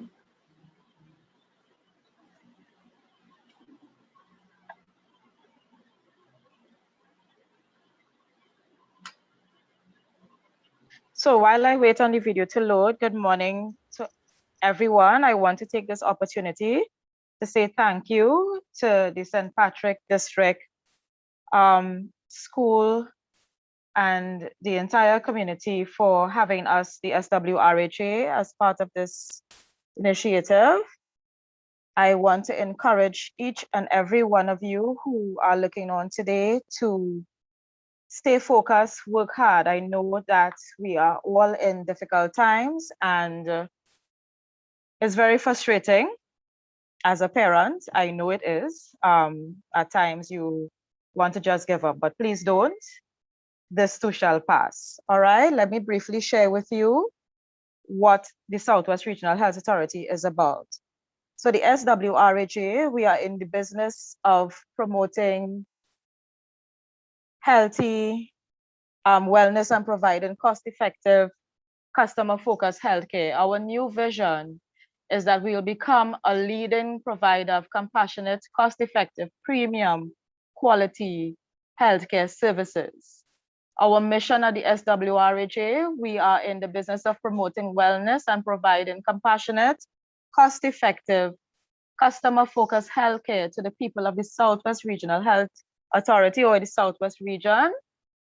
And basically what I can also share with you is that we are the largest region throughout the Trinidad and Tobago. We cover 1/3 of the Earth's surface, in that we serve a population of over 600,000 persons. We offer a wide range of services, inclusive of oncology, obstetrics and gynecology, pediatric, emergency services, child health services.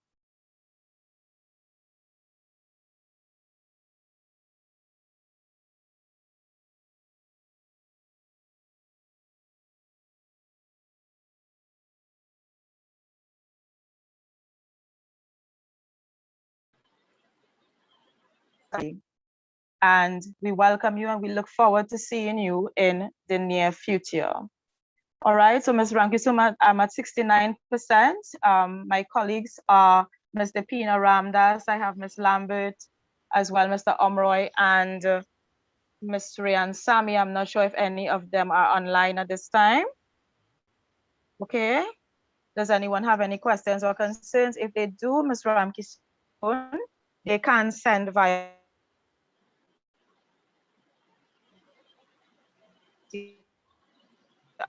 Can you hear me? Ms. John, you are breaking up a lot, so I can't hear you clearly. The students will be typing their questions on a chat, and I will relay those questions to you at the end of the presentation.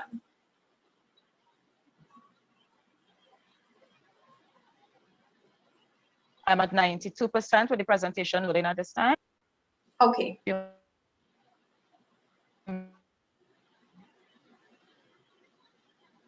You are breaking up, so I can't hear anything that you are saying. If you would like to share your contact information, you can post it on the chat as well.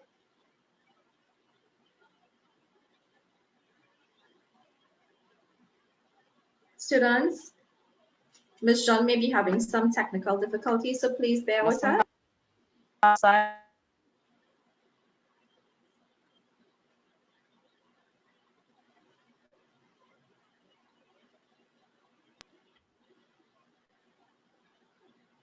Hello? Hi, I'm hearing you now. Right, I'm unable to download. The video is not cooperating. I'm unable to download at this time. So could you just give me a few minutes, please?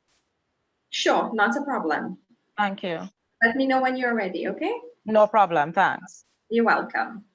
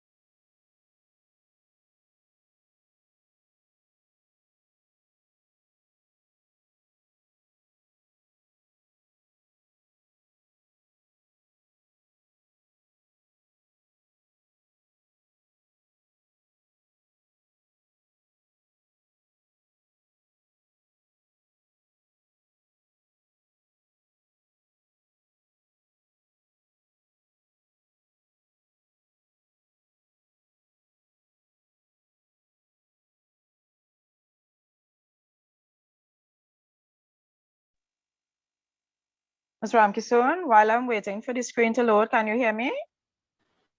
Yes, I can hear you. I will briefly share the roles and my roles and responsibilities as a senior human resource officer for training and development.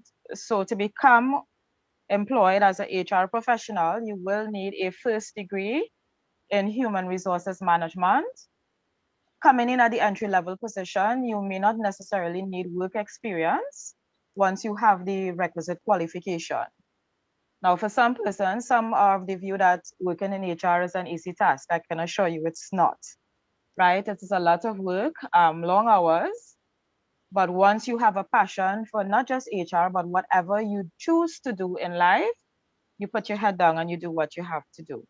So you need to have a degree in HR or any business-related qualification from a recognized university throughout Trinidad and Tobago and or internationally. If you do your studies abroad, it must be that the Accreditation Council of Trinidad and Tobago can verify the authenticity of the university and the course that you would have done. Some of the positions we have available at the SWRAG, of course, we have doctors, we have nurses, you have enrolled nursing assistants, you have members of staff from the nutrition and dietetics department, cook, nutrition and dietetic aides, you also have nutrition and dietetic technicians, you have medical social workers, you have biomedical technicians, plant engineer, electricians, you have mortuary attendants, you have wards maids, cleaners, daily rated employees.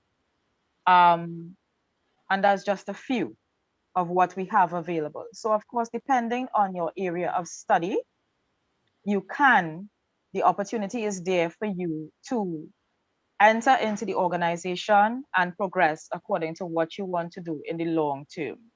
Of course, this all comes with hard work and dedication towards your studies. Okay, I'm at 73%, I'm almost there.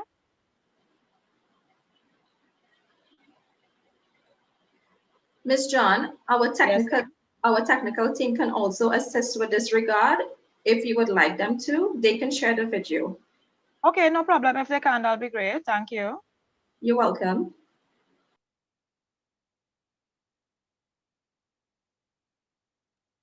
Welcome to the Southwest Regional Health Authority. Awesome. I am Chloe Mandezi. And Kamara Gopal. We work as medical social workers, also known as MSWs, in the public healthcare system to provide specialist social work services to our patients at the health centers in County Victoria District And San Fernando General Hospital in the Southwest Regional Health Authority.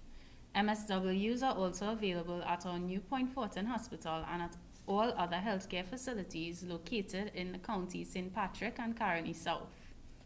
As MSWs, we assist patients and their families to cope with various concerns that may affect their medical diagnosis, their ability to adhere to treatment, and adapt to recommended lifestyle changes. We understand that a person's social environment and psychological being, their emotions, thoughts, beliefs, personality, can affect their physical and mental wellness as well as their ability to perform routine functions and to cope with life stressors.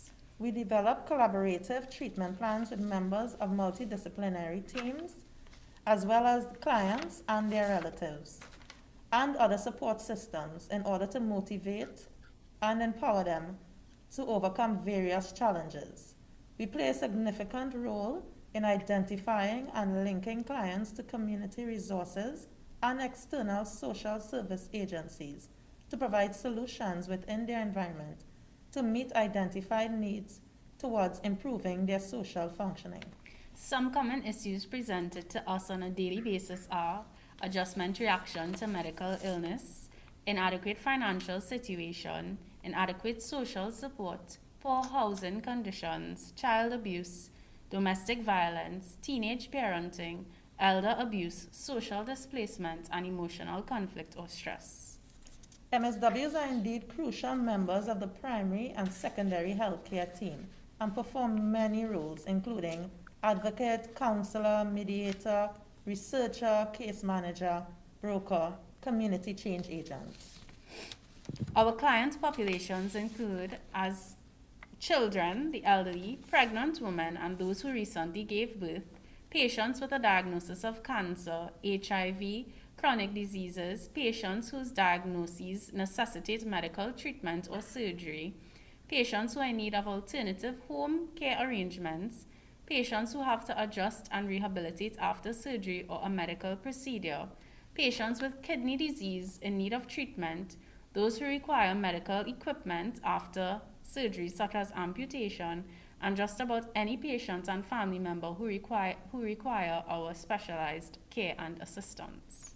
To become a medical social worker, you need a Bachelor's of Science degree in social work from a recognized tertiary institution, a minimum of 336 hours field education training at a medical social work agency, registration with the Medical and Psychiatric Social Worker Board, and annual retention with the Council of Professions related to medicine, and also a passion for working with persons who are experiencing difficult life circumstances. It's nice to meet you, and we hope to see some of you in the future. Dream it, believe it, make it happen. Hi, good day. My name is Dr. Adrian Alexander. I'm a medical doctor in the Department of Medicine at San Fernando General Hospital. Today, I would like to inform you guys about the becoming a doctor. In Trinidad, we do a MBBS degree from UWI, which requires passes either CAPE or A levels or equivalent in chemistry and biology and another subject. Also, they may have associate's degree in a science or a full Bachelor of Science degree with acceptable GPA to enter the program. The program takes 5 years. It's a quite rigorous program divided into basic science for 3 years and 2 years of clinical sciences, where the basic sciences mostly you learn the theory in classrooms with introduction to the clinical life, and the last 2 years you get purely clinical teachings and you're on the wards and you get to become more like a doctor. To be honest, it was the most interesting and I'll never turn back from what I did, and you learn very much. It's very challenging, but the one takeaway message is have to have a passion and love for what you do, and by far it was worth it at the end. It still has a great amount of requirements, and I would encourage anyone to do and become a doctor. But you need to dream it, believe it, and make it happen. Hi, my name is Shiva Baliram. I'm assigned to the Biomedical Engineering Department under the SWRHA. I'm currently a biomedical technician too. Some of my daily duties are calibrating, repairing, and performing training on various biomedical equipment. Currently, I am assigned to the main operating theater, dialysis, ICU, and all operating theaters in the SFGH. The area of biomedical engineering is a very broad area. It entails a lot of science and technology. The qualifications that you need to enter this field would be science related. You would need to have a strong background in mathematics, physics, biology, and chemistry. These areas would be these natural sciences would be an asset towards building a successful career in biomedical engineering. At the biomedical engineering department, the current requirements, entry requirements to become a biomedical technician would be a diploma in electrical or electronic engineering, a diploma in mechanical, electrical, and electronic technology, or at the higher level, a degree in physics, a medical physics, or biomedical technology at the University of the West Indies. These programs are offered in various schools and are accepted by the department as a form of entry. The field is very rewarding in that you make a difference every day in the lives of many patients, because you would have to interact by fixing and repairing these biomedical devices, which play an important role in the quality of healthcare, which is given by the healthcare providers. So remember to dream it, believe it, and make it happen. Hi, good day. My name is Ms. Janelle Dial. I work as a pharmacist at San Fernando General Hospital in the Southwest Regional Health Authority. As a pharmacist, your job entails dispensation and compounding of medication, counseling of patients, and drug inventory management. To become a pharmacist, the requirements include A-level passes, which must include biology and chemistry, along with any other A-level subject. On completion of A-levels, you would need to apply for a BSc degree in pharmacy at the University of the West Indies. After completion of the degree, you would need to apply for a pre-registration period at any private or hospital pharmacy where it includes a 6-month training with a registered pharmacist. On completion of that, you would need to apply to be a registered pharmacist at the Pharmacy Board of Trinidad and Tobago. It's nice to meet you. Dream it, believe it, make it happen. I am Sally Chandler. I work as a patient care coordinator in the San Fernando General Hospital in the obstetric department at Southwest Regional Health Authority. I am assigned to the obstetric and gynecology department of the hospital, and I manage and coordinate the nursing and midwifery related care for the pregnant woman and the childbearing family. I supervise the following areas: the antenatal ward, postnatal ward, labor ward, neonatal intensive care unit, maternal and child health clinic, gynecology ward, and the oncology department. To become a patient care coordinator, you must be a registered nurse, licensed midwife, with management experience and or degree in the related field. It is so nice to meet you. Dream it, believe it, make it happen. I am Macy Julian. I work as a registered nurse at the San Fernando Teaching Hospital at the Southwest Regional Health Authority. As a nurse, my job comprises of caring for patients in many different stages of life, from birth to even performing end-of-life care. We also assist with the supervision and teaching of our nursing students, our nursing assistant trainees, and our patient care assistants. As a registered nurse, there are various avenues in which you can grow and enjoy in your career path. Some of those pathways can include specializing to become a midwife, a pediatric nurse, a trauma-trained nurse, an operating theater nurse, and you can even become a nursing educator within the hospital.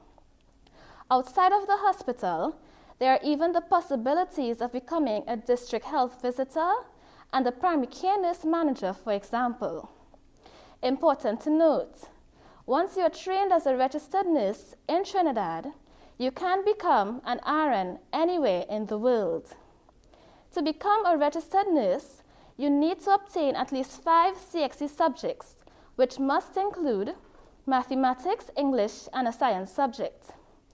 There are 4 active nursing schools across the country, and requirements may vary slightly from school to school where age is concerned, but you can be accepted between the ages of 17 to 45 years old.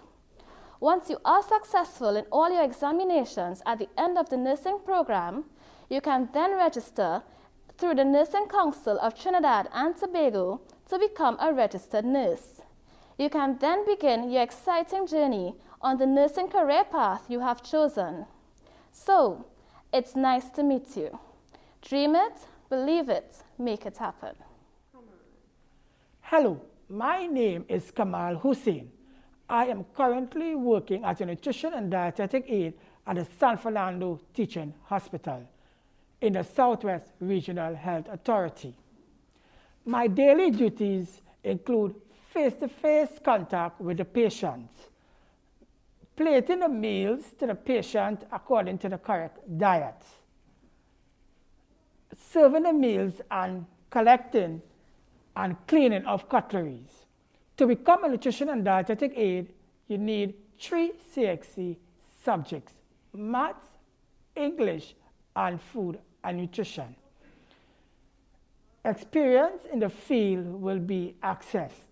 It is nice to meet you and hope you consider working in this field.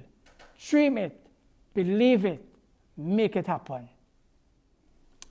Hello, my name is Keith Alexis. I am currently working as a nutrition and therapeutic diet cook at the Point Fortin Hospital in the Southwest Regional Authority. My daily duties include, but not limited to, maintaining cleanliness of the work area, preparation of food items in accordance to the menu, and cooking of the food according to the patient's dietary restrictions. To become a therapeutic diet cook, you must need at least 3 subjects and a certificate from a hospitality school or any other relevant institution. Experience in the field, and of course the love for the field, will be a great asset. It was nice to meet you all, and I do hope that you consider working in this field. Dream it, believe it, make it happen. Ms. Ramkissoon? Hi, Ms. Joan, tell me. Yes, so that brings us to the end of the presentation on behalf of the SWRHA. Again, I want to take this opportunity to say thank you for the opportunity to share with you.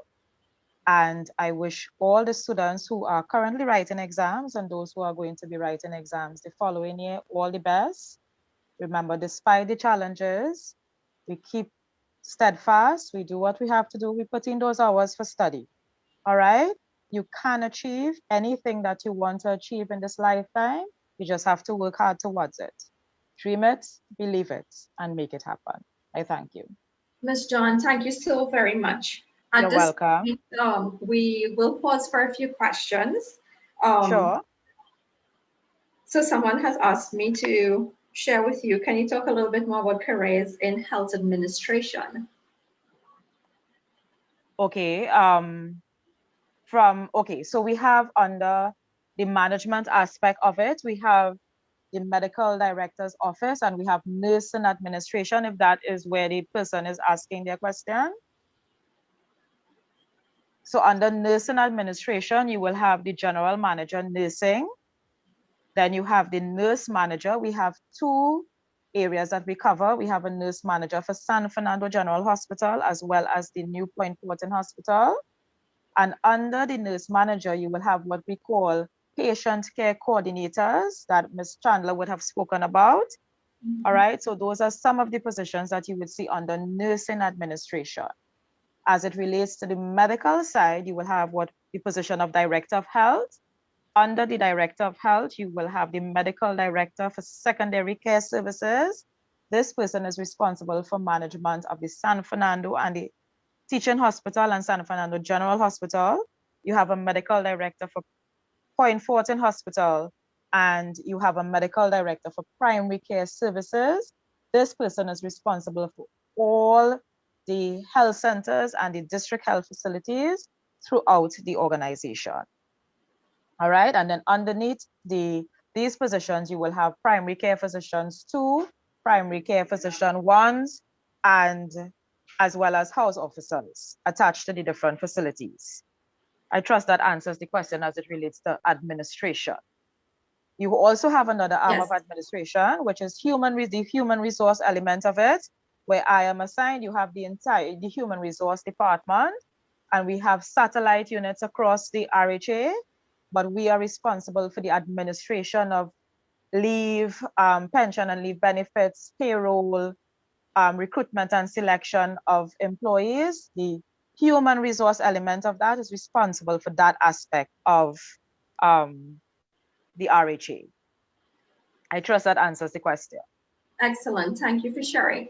And another question coming out of that is, would these administrators or the human resource personnel be required to have training in the medical field, or can they have business related qualifications as well?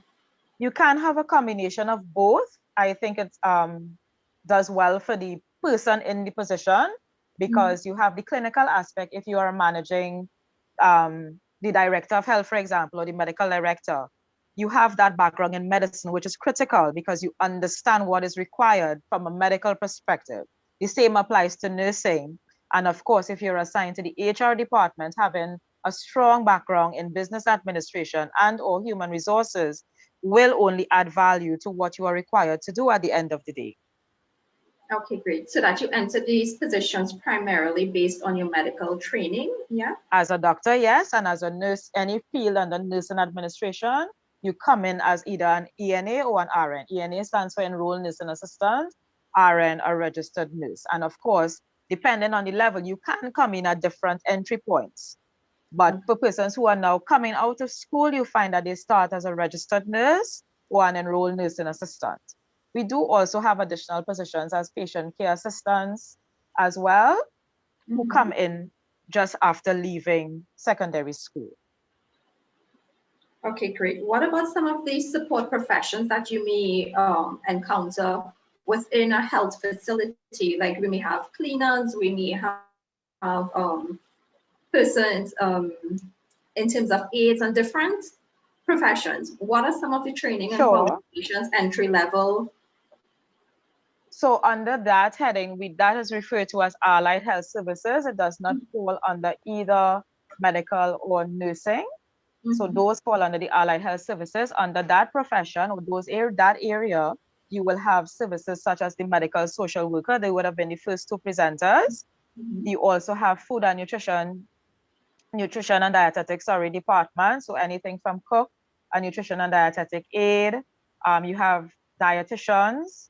You have senior dietitians as well under nutrition and dietetics. You have operations department, anything related to engineering, physics, biochemistry. Those are your core areas of study to come into those positions. You have water treatment plant. You have physiotherapy, which I would encourage some of you to do because we have a critical shortage for that throughout Trinidad and Tobago. All right. Of course, you have pharmacy.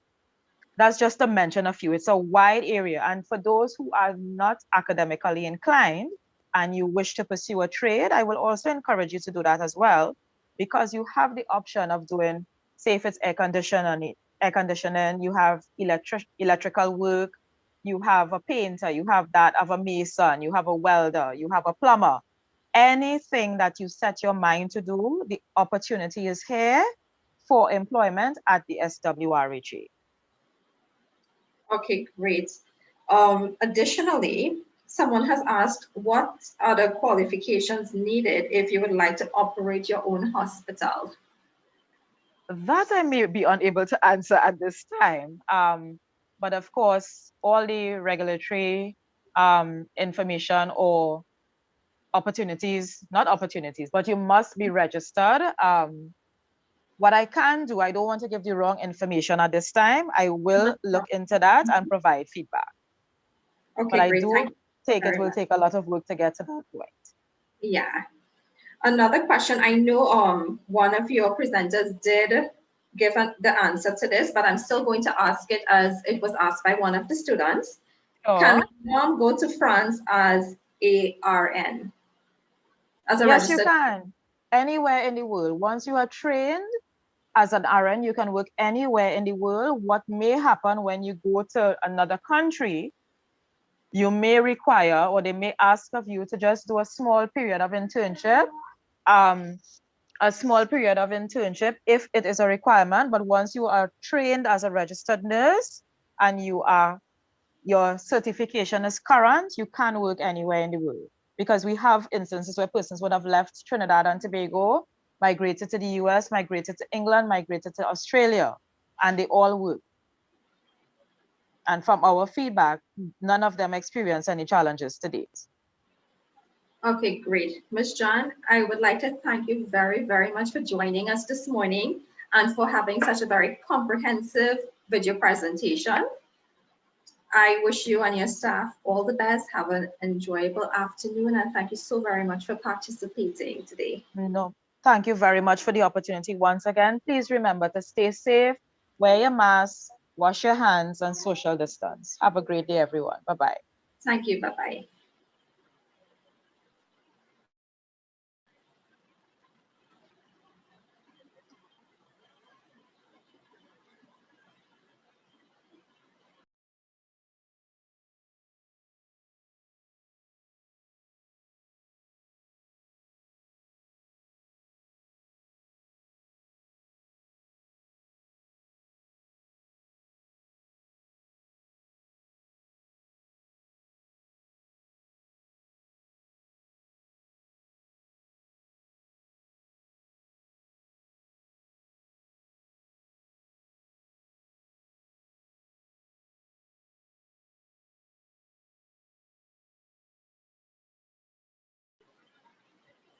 Students, at this point, we will pause for a brief intermission and resume at 12:20, which is in the next 10 minutes. But of course, if you would like to stay on, you can do so.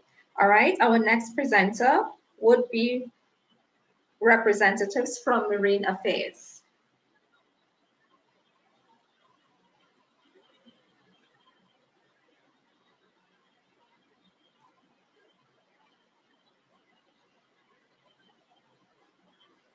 I don't care how good you are, I don't care how talented you are, I don't care how much you work on yourself. There are some times when things aren't going to go right. There are times when anything that can happen will happen. Life happens. The unexpected, the uncalled for, the unintentional. We've been damaged emotionally, damaged spiritually. It may be your business. It may be your heart that is broken today. It may be the number in your bank account that is screaming, "You are broke." You can break physically, you can break mentally, you can break your heart, you can break your spirit, and all of those are gonna leave a mark. But the mark that they leave can be the mark of victory or it can be the mark of defeat. It is staying with the breaking that produces the blessing.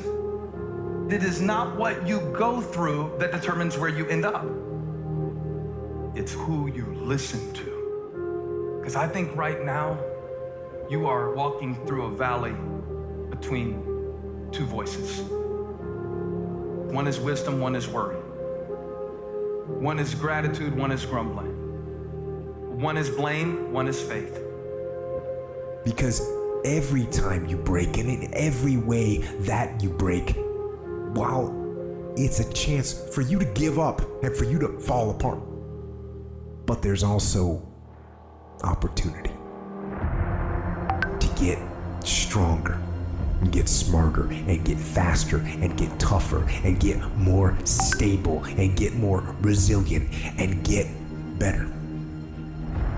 What I need you to do is I need you to find a reason to keep going. And if you can find a reason to keep going, I know you're strong enough to do it because you're human. And every human has what it takes to get past whatever they're going through if they decide to. Push through it. Push through it. Tragedy and trials come to everybody. Only the strong survive. The fight isn't over. The fight is just beginning. You have the opportunity to show the world what you are really made of. I need you to look at that sickness that's going on in your life right now, whatever it is. I want you to say, I can beat it. I can beat it. I will beat it. I must. I got a family to live for. I ain't through yet. My life ain't over yet. There's some things in life you don't need no degree for. You don't need no money for it. You don't need no support for it. There's some things in life you just gonna get through when you tell yourself, I'm gonna get through this. Regardless of what happens to you in life, regardless of the adversity, regardless of the opposition, regardless of the trial and tribulation, nothing can stop you. The only thing that can stop you is you. No situation, no piece of adversity can define your life.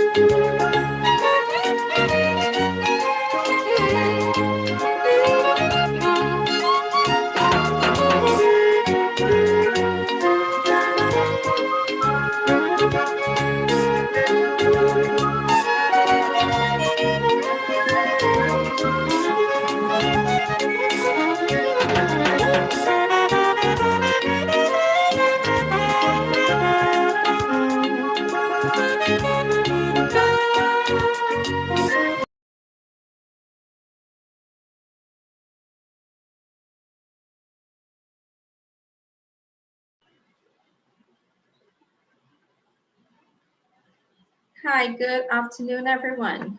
Welcome to our career fair this afternoon. For those of you just joining us, if you are in room C, a reminder that you should be either in forms 4, 5, or 6.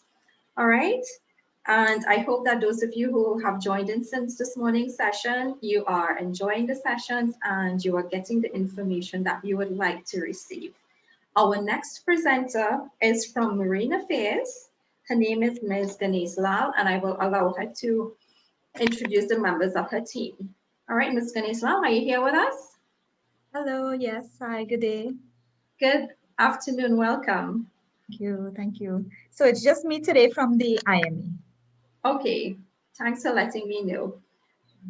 Are you ready to go with us? Yes, yes. Okay, so let me just share my screen.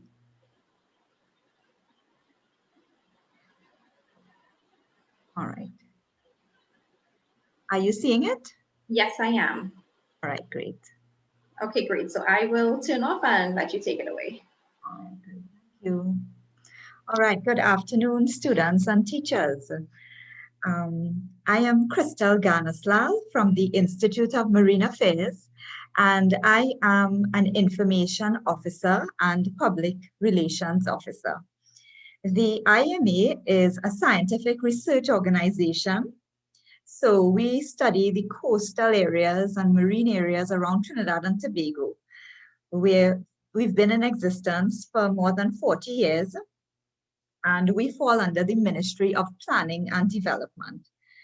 Over the years, we've added scientific knowledge in various fields, which include marine geology, fisheries.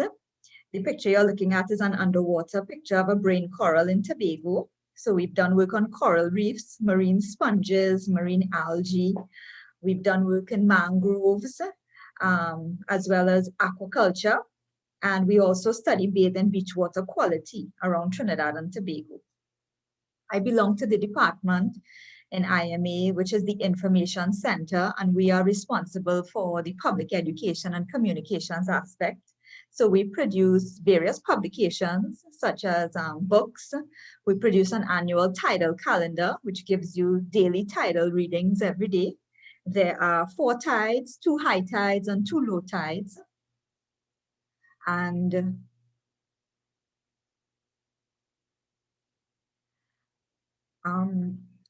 we produce various brochures and even posters. And we promote environmental education through newspaper articles, exhibitions. We host workshops, outreach programs, and now we're doing programs virtually. So why should we study the ocean? What is important about the ocean? It covers more than 70% of the Earth's surface. It provides us with food. Through the, we get fish, shrimp, crab, lobsters, all of those. We get minerals from the ocean. Oil and gas are minerals, as well as salt. We're an economy based on oil and gas, so we get our revenue through oil and gas.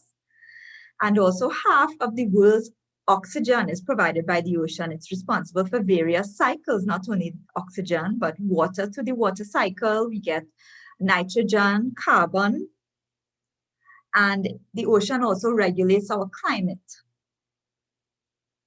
In addition to providing employment and transportation, it provides a diversity of life and supports many different ecosystems. It's a habitat for many different types of fauna and flora, which are plants and animals. And it's also a source of great inspiration and recreation. Many of us enjoy going to the beach, even though we can't enjoy it over these 3 weeks of lockdown. But many of us enjoy and get recreation from the beach, whether it's just swimming, canoeing, kayaking, diving, snorkeling, surfing, all the different activities. And there's only less than 5% of the ocean explored. So which means there's a lot of opportunity for exploration. And there are many different fields that one can go into, that you can go into in the field of marine sciences. The ocean is also an absorber of carbon dioxide, which is very important when we're speaking of climate change. Now, what are some of the careers available at IME? In the first picture here, we have someone who is a benthic ecologist. So when we hear marine sciences, we may tend to think of only marine biology, but that is just one aspect of it. Marine biology deals with the study of plants and animals and their interactions and behaviors. So a benthic ecologist, she has an instrument there in that first picture on the top left, and she's using an instrument called a corer.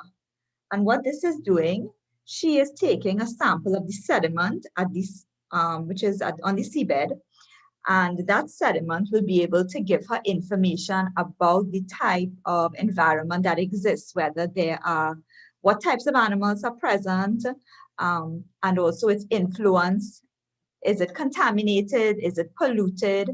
Some of the species will be able to indicate what that type of environment is like, right? So that's a benthic ecologist. We also monitor the health of different wetlands at IME. So wetlands include things like coral reefs, the middle picture, and includes seagrasses, and also includes mangroves. So coral reefs, seagrasses, and mangroves are very important to our coastline because they act as a barrier, or they protect our coastline from storms or hurricanes or tsunamis. So it's a natural barrier defense against our coast. And it's very important because we're a small island state. We're a small island. And we need such ecosystems in place. We need healthy, resilient ecosystems to be able to adapt, and especially in terms of climate change. So we monitor coral reefs as well as seagrasses. We have many different organisms that are present in seagrasses. You may find sea cucumbers, starfish, different types of organisms.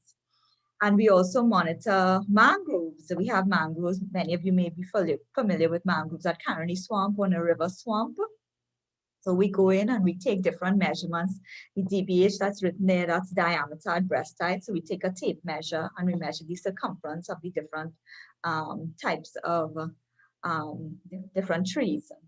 So there's a lot of field work involved, and this is just some of the careers available. So we have the biological aspect, as I said, which studies the marine plants and animals, their interactions and behaviors. We also have the marine chemistry aspect, which studies the chemical composition of seawater. But let me just play for you a short video clip of what coral reef monitoring would look like.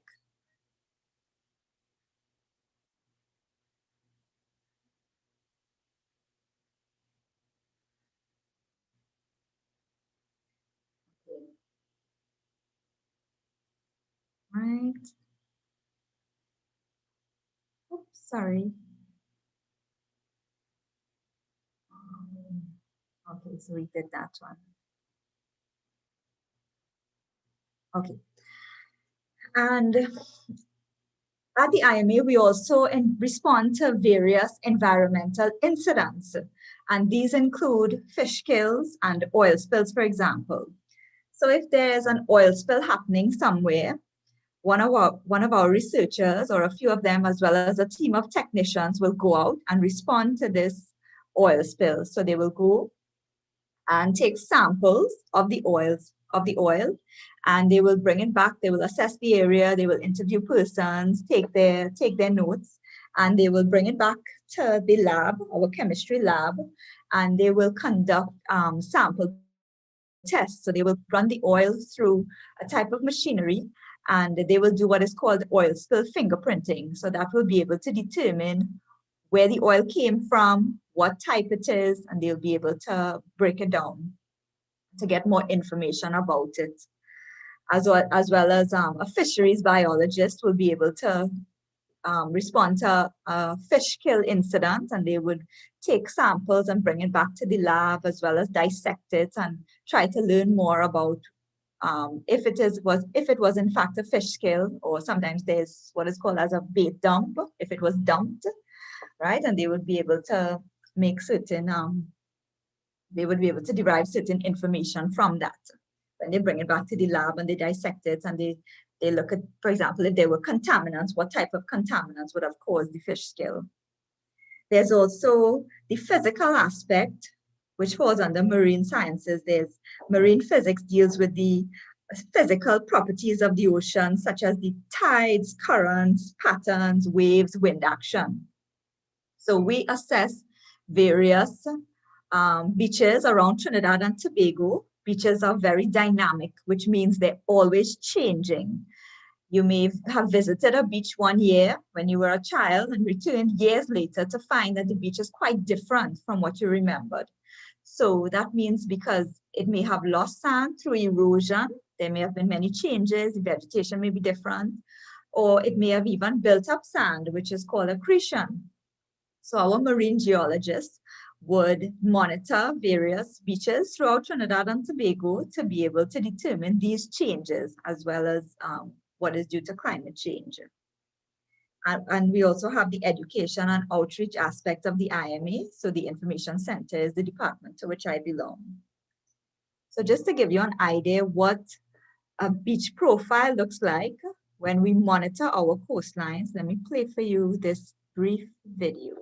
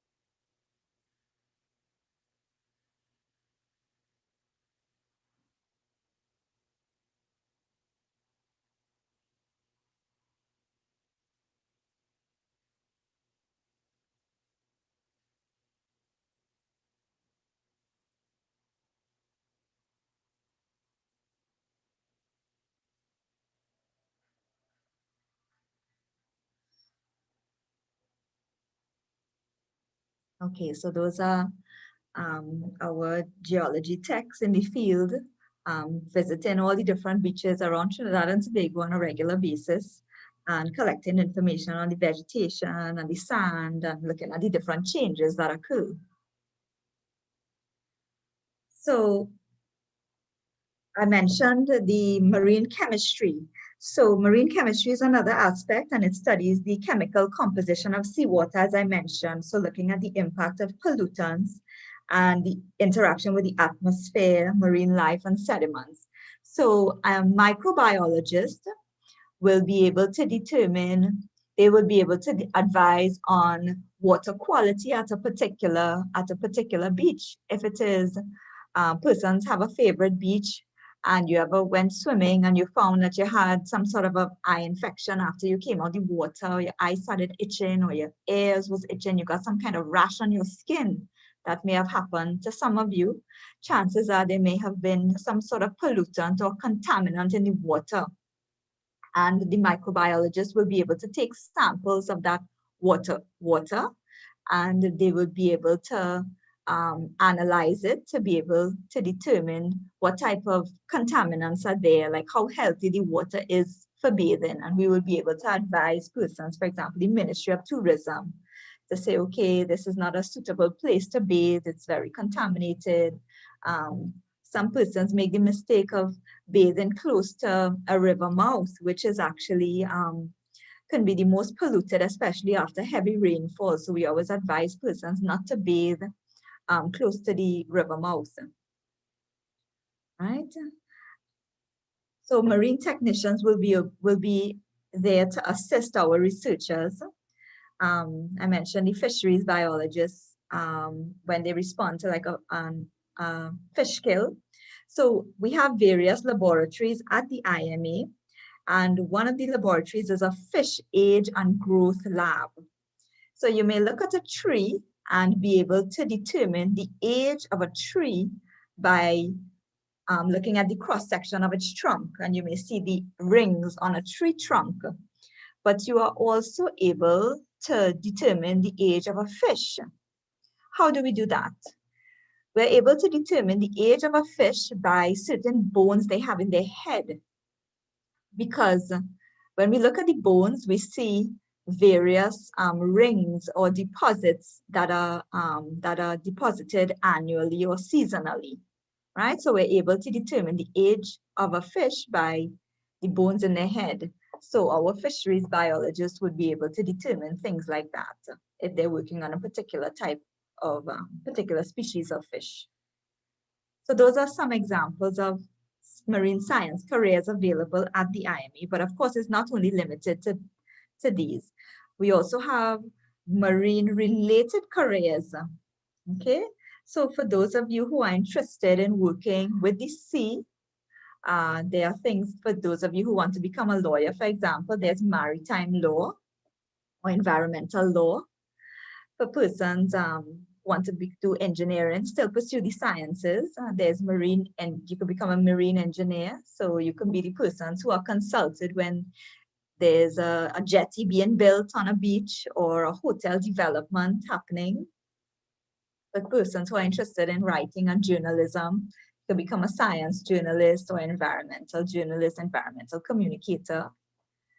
And for persons who are interested in like nautical studies and in maritime, you can become a ship captain. There are opportunities available to become like a deck officer and second officer, and you can work your way up, logging hours and moving up the ranks and getting experience to work your way up to become a ship captain. Of course, you'd need certification and qualifications within the maritime field and nautical sciences.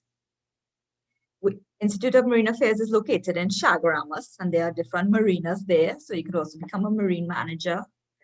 And of course, there are many other opportunities that are non-science related for persons who are interested in like the arts, like underwater photography, underwater videography, and those types of fields. So those are just some marine related careers that are not necessarily science related. So if you enter this field, there are two paths that you can take. One can be research and conservation. You're entering this field to contribute to the knowledge to work at a research institution like a government agency or even a consultancy later on. Or you can choose to educate and teach. You could become an educator or a science communicator. Now, what are some of the qualifications needed for university? To be able to enter this field, the field of marine sciences, you'll need a degree. So what are the qualifications to get that degree? You'll need your 5 passes.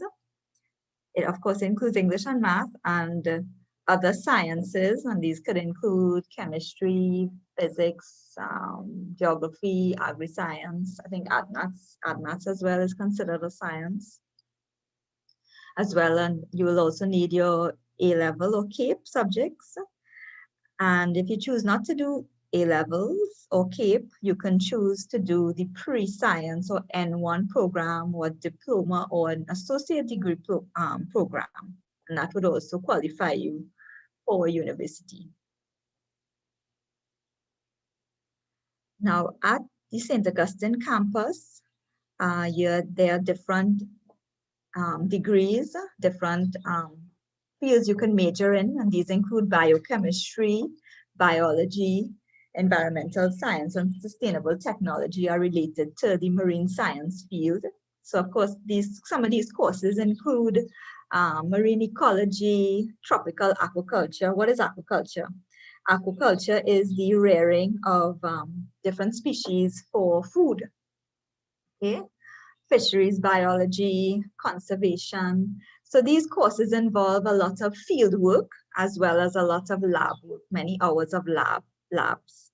So you could do majors in physics, environmental physics, chemistry, computer science. So y'all could check that out. I know there was someone from the university presenting earlier. Similarly, at UTT, there's a Bachelor of Science degree in Coastal and Ocean Management, as well as a degree in Nautical Science, Maritime Operation, if you prefer that side of things, the maritime side. And there's also a diploma in Natural Resource Management. University of Southern Caribbean offers a similar degree in biology with emphasis on either zoology or biomedical field. And COSTAT offers degrees as well with biology, environmental health, and even associate degree programs. If you choose not to study in Trinidad and Tobago, you can study regionally at the Mona campus. You can major in marine biology. There's no major in Trinidad, but there's a minor in Trinidad in marine biology. So in Jamaica, they offer the major. And Grenada also offers a program, which includes different specializations, wildlife and conservation or marine biology. Okay. So in this field, it's more than academic qualifications that you will need. You will be constantly writing grants, proposals, because government may not always be able to fund your research. It's quite costly. So you need to network, to make partnerships. You'll be reviewing papers from other researchers, presenting at conferences, professional conferences, right? Many research projects today require collaboration. Okay, so you need to be able to work independently as well as with a team. A lot of our time, no one really does work by themselves. They always need the assistance of others. For example, even on environmental incidents, when they have to go out in the field, we always need the assistance of the entire team. Everyone has a role. And in this field, as you may have heard from other presenters, you need to have a sense of curiosity and sort of a passion for what you do. You know, you need to be interested and curious about what you're doing so that you can keep interested in it and keep learning and keep trying to find out more about it and to be able to improve. Now, you may be asking yourself, what is the job outlook like for the future? Now, employment in this field is competitive. However, the job growth is expected in a number of areas. And in particular, you may have heard the term, the blue economy. What is the blue economy? So it's a concept that encourages us to better utilize our ocean resources and seek opportunities for economic growth while sustainably managing the ocean. So there are many, many different opportunities arising in this field. So I'm just going to play for you a brief clip just to give you like a different perspective of Trinidad and Tobago and the blue economy.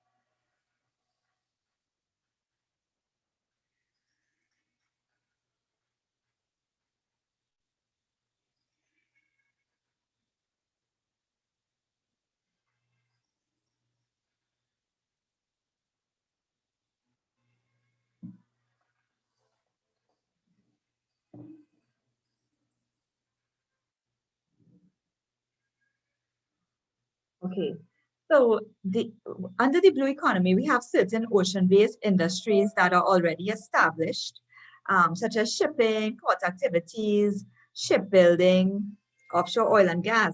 But there are many new and emerging ocean-based industries, and these include marine aquaculture. Food security is a big issue now. The global population is increasing, and there is a need for increased food security. Okay, so marine aquaculture is one avenue to provide food. We have offshore wind energy and ocean renewable energy. Our oil and gas will eventually run out. So we need to find renewable ways to be able to have energy. And there's also the field of marine biotechnology. Okay, so this field deals with the use of living resources for pharmaceuticals and chemicals. Now, diverse marine ecosystems are explored and exploited through research and development for new products within this field. And examples of how important that is, anti-leukemia drug development and its chemicals were extracted from Caribbean sea sponges, okay? And there's also been chronic pain medication that was developed from the venom of a cone shell. So there has been a lot of, there has been some research done, but there's much opportunity in this field. Okay, so that brings me to the end of my presentation today. I hope I would have provided some information to you all on the careers in marine sciences.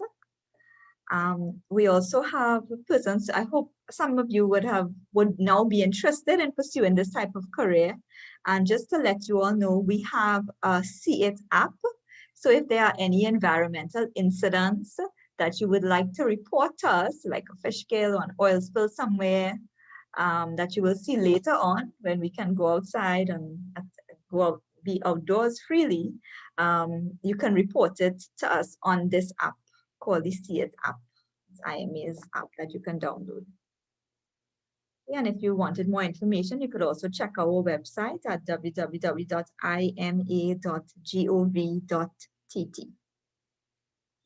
Thank you.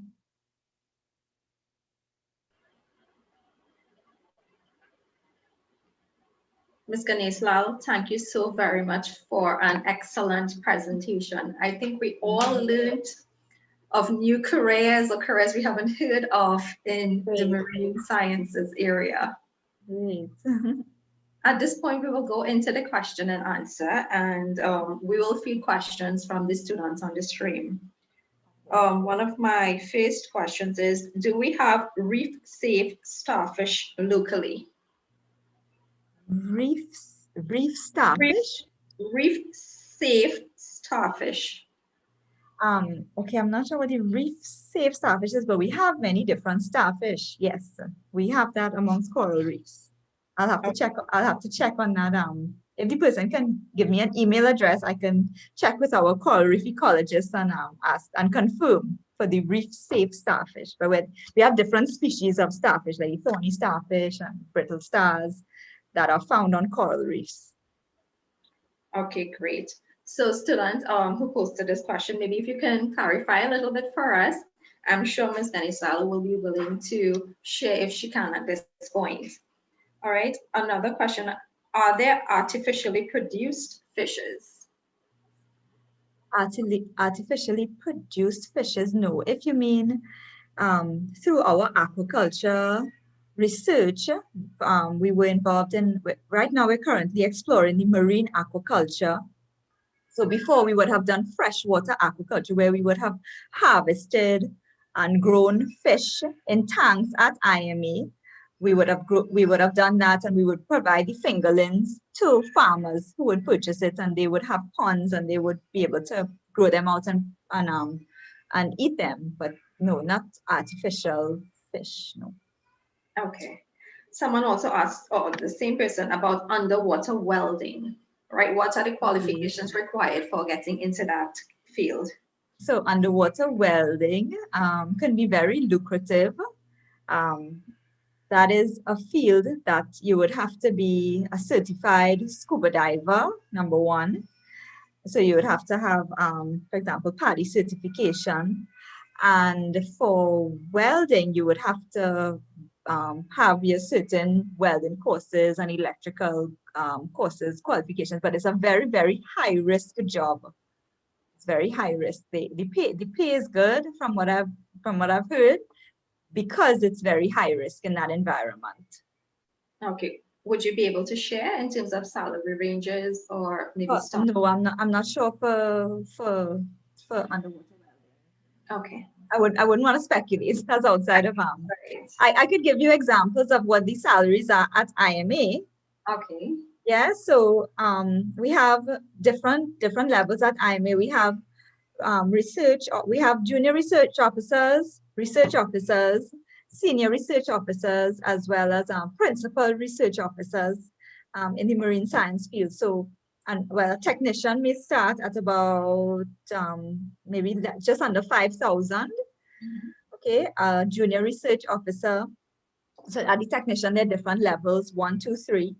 A junior research officer may come in at just over 8,000. And a junior research officer would have their first degree. A research officer will have a master's degree, and a research officer will have their master's, and they would start at about over 10. And of course, every year there may be increments. A senior research officer would have years of experience as well as a master's, and that may be, this is just an estimate, maybe over 15,000. And a principal research officer, one who has attained a PhD and had many years of experience as well as publications, they would be over 20,000. Okay. But people do not go into this field. Number one, for the money. Yes, money can be made and you can be comfortable, but it's really, you have to like what you do, have a passion for what you do, and be interested in it. So. Yeah, I totally agree with having a passion for what you do so that you don't work, right? You just go to the place you love every day. Someone has asked, what is mariculture, and is there a difference between that and aquaculture? Okay, so aquaculture is dealing with, the mariculture is dealing with more the marine side of things. For example, looking at if fish can be reared in seawater, and aquaculture would involve the freshwater. So mariculture is a type of aquaculture. Okay. Yes, and aquaculture deals with freshwater species. Thank you. There is a comment as well directed to you. This was a nice presentation. So just as we enjoyed, the kids very much enjoyed your presentation. Great. Additional questions. Do you study open ocean environments? Do we study open ocean environments? No. If it's like if you're talking about like deep sea diving and so, no, we would concentrate more along coastal areas around Trinidad and Tobago. Okay, and coming out of that is a similar question. Are you only limited to the Caribbean Sea for doing your research? Yes, because that is part of our mandate under the Institute of Marine Affairs when we were established by an act of parliament in 1978. It was to concentrate around our region, but it is not limited to only collaboration locally. We collaborate with many different partners. UNESCO, the UN, we get our researchers work and they get funding from different international organizations. So there's a large network that we have that our researchers reach out.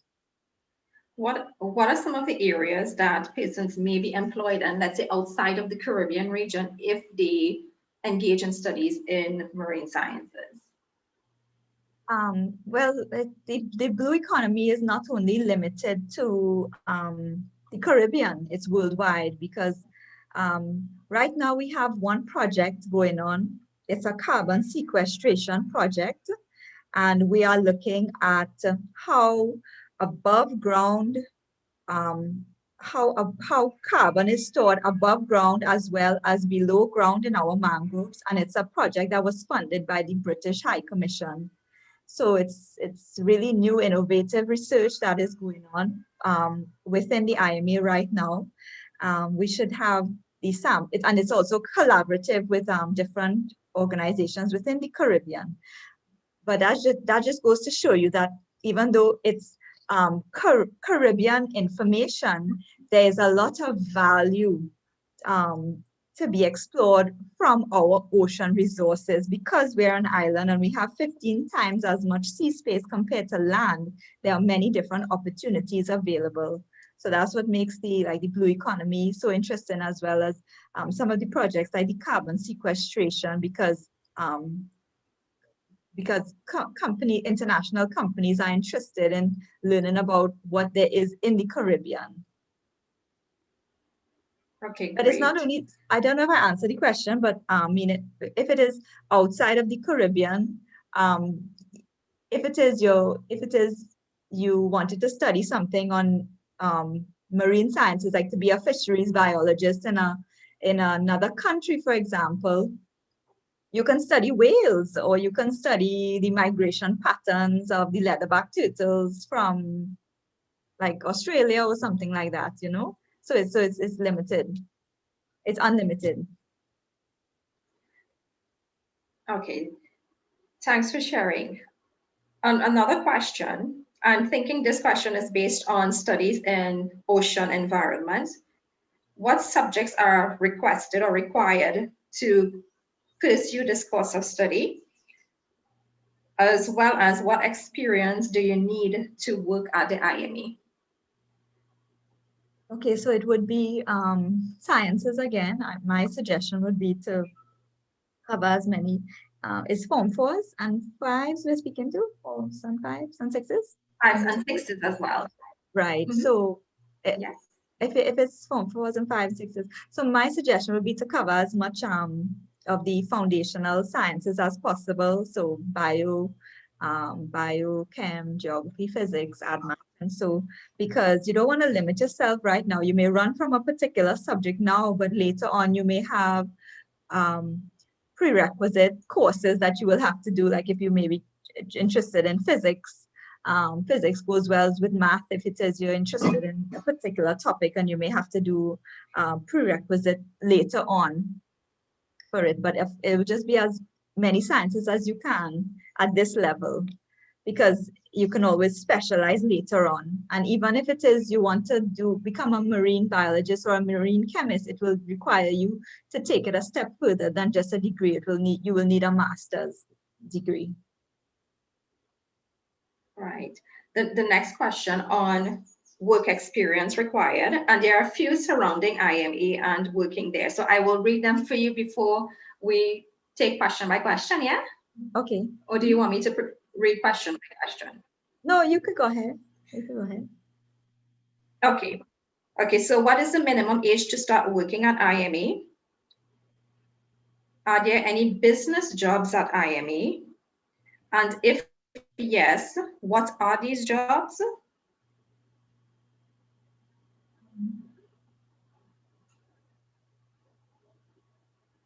As well as how safe is working at IME? In terms of safety procedures, protocols, and stuff like that. Safety, yeah.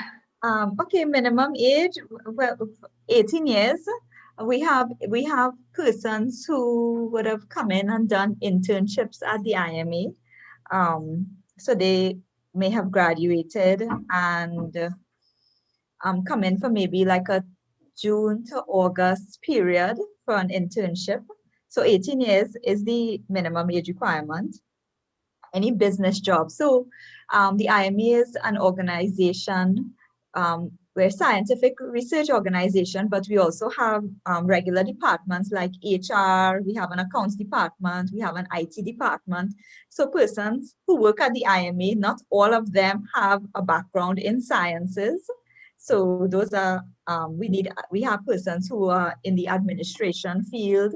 We have managers, we have persons who have like a background where they have an MBA or they have HR, they have administrative stuff. We have an admin department and accounts. And we also have a technical support services department, or that is now called the operations department. So IME, we have a fleet of vehicles. We have boats at IME that we use to go out and do our research. So we have a boat crew. We have one person who's a deckhand, we have a boat engineer, we have a captain, We have an electrician, we have groundsmen to maintain our compound. So we have persons who do not have a science background at the IMA employed. And is it safe to work at the IMA in terms? So persons, not all persons who would be researchers will be, for example, divers. Persons can get qualified and dive recreationally, but there are also persons whose job require them to be certified divers, or we have 2 dive masters at the IMA. So those 2 persons would always assist when we're doing coral reef monitoring and different types of field work. So they would always be called upon. And when you're diving, there's something called a buddy system. So you never, one of the first rules of diving is that you don't dive alone. You always dive with a buddy. You always have someone else with you. So there are certain safety precautions that are in place, safety measures that are in place at the IMA. And we have a health and safety officer employed at the IMA as well. So his background would be occupational health and safety.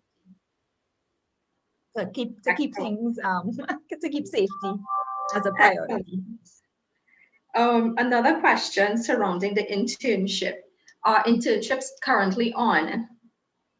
I know you gave a specific time period, but I'm thinking maybe this question is surrounding with the pandemic. Are you guys still entertaining internships?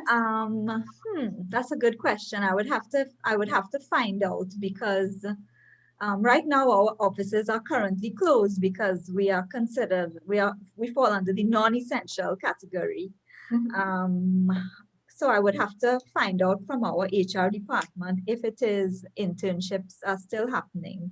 But the internships, I believe the first priority would be given to persons with a degree.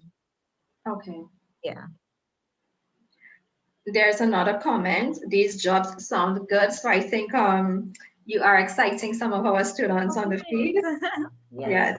Wonderful. It's always wonderful to hear that. Another question refers to the protection of wildlife in the marine area. What are some of the things that people can do to help protect the sea animals or any kind of life within the ocean? Okay, protection of wildlife. Yeah, okay. So for example, if they're in the past, we were involved in when there have been whale strandings, when whales get in difficulty and they end up beached on shore. So some persons may try to assist and touch the animals and that sort of thing, but that's not recommended. You may want to assist, but you may end up doing more harm to animals when you see them.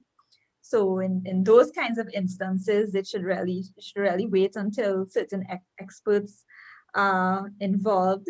Not to touch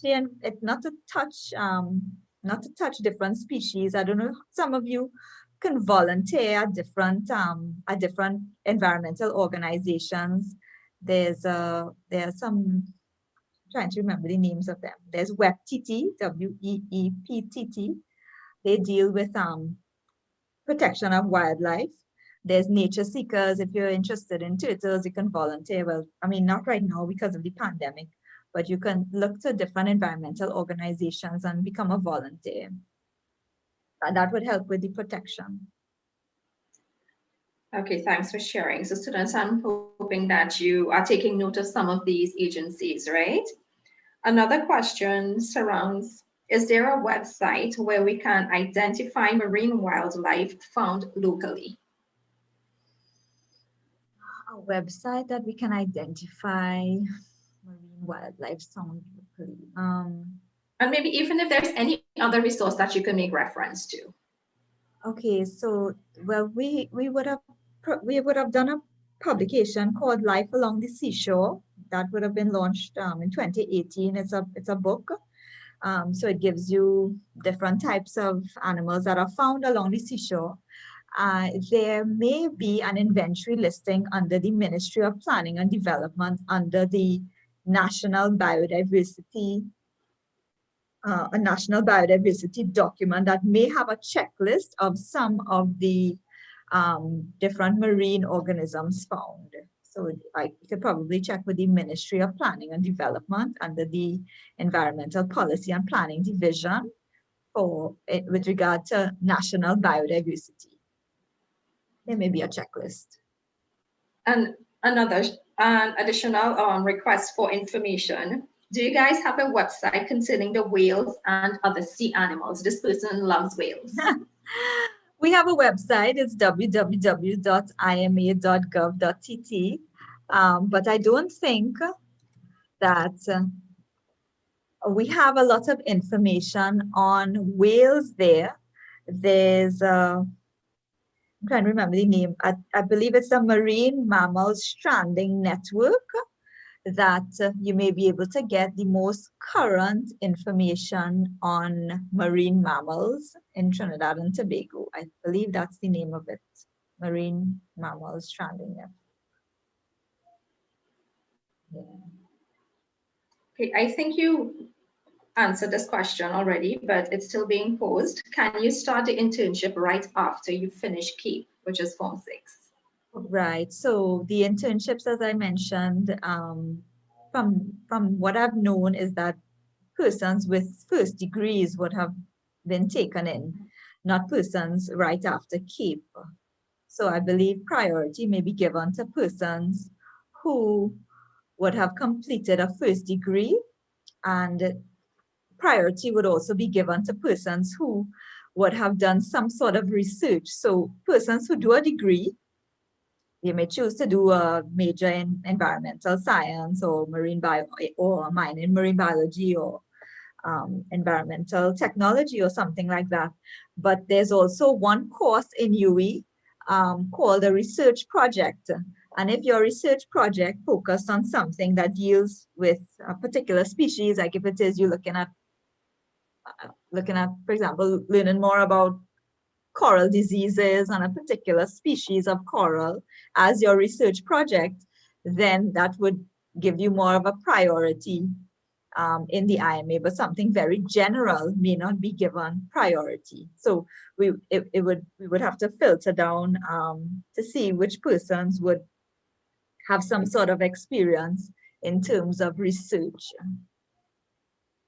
All right, so there are certain specific criteria in terms of training and interest area that may surround what you guys are doing as well at IMA. Yeah, so because it's a research, so if someone is hired as a research officer, for example, I'm trying to think of someone who came in. If someone is hired as a research officer in the field of like a wetlands ecologist, for example, they would have done work and have publications or specific interest in mangroves or seagrasses or coral reefs. Something marine related. It wouldn't be just a general, it wouldn't be something just general. It would have to be something that, because when someone is hired, there's no, you would be responsible for doing projects in that field. Someone wouldn't be over you, explaining to you and teaching you what is involved. You're expected that when you are hired, you know exactly what this field is and that you are learning more about it. Yeah, if that's the best way I can explain. I am smiling because I got another comment for you. I want a job there. Oh my gosh, that's cool. Okay, great. Yeah, so it's a lot of field work. It's not your typical 8 to 4 job. Mind you, it's a lot of work. For example, persons have to be flexible and they have to be able to work with a team. We have persons who were called out on Christmas Day to respond to an environmental incident.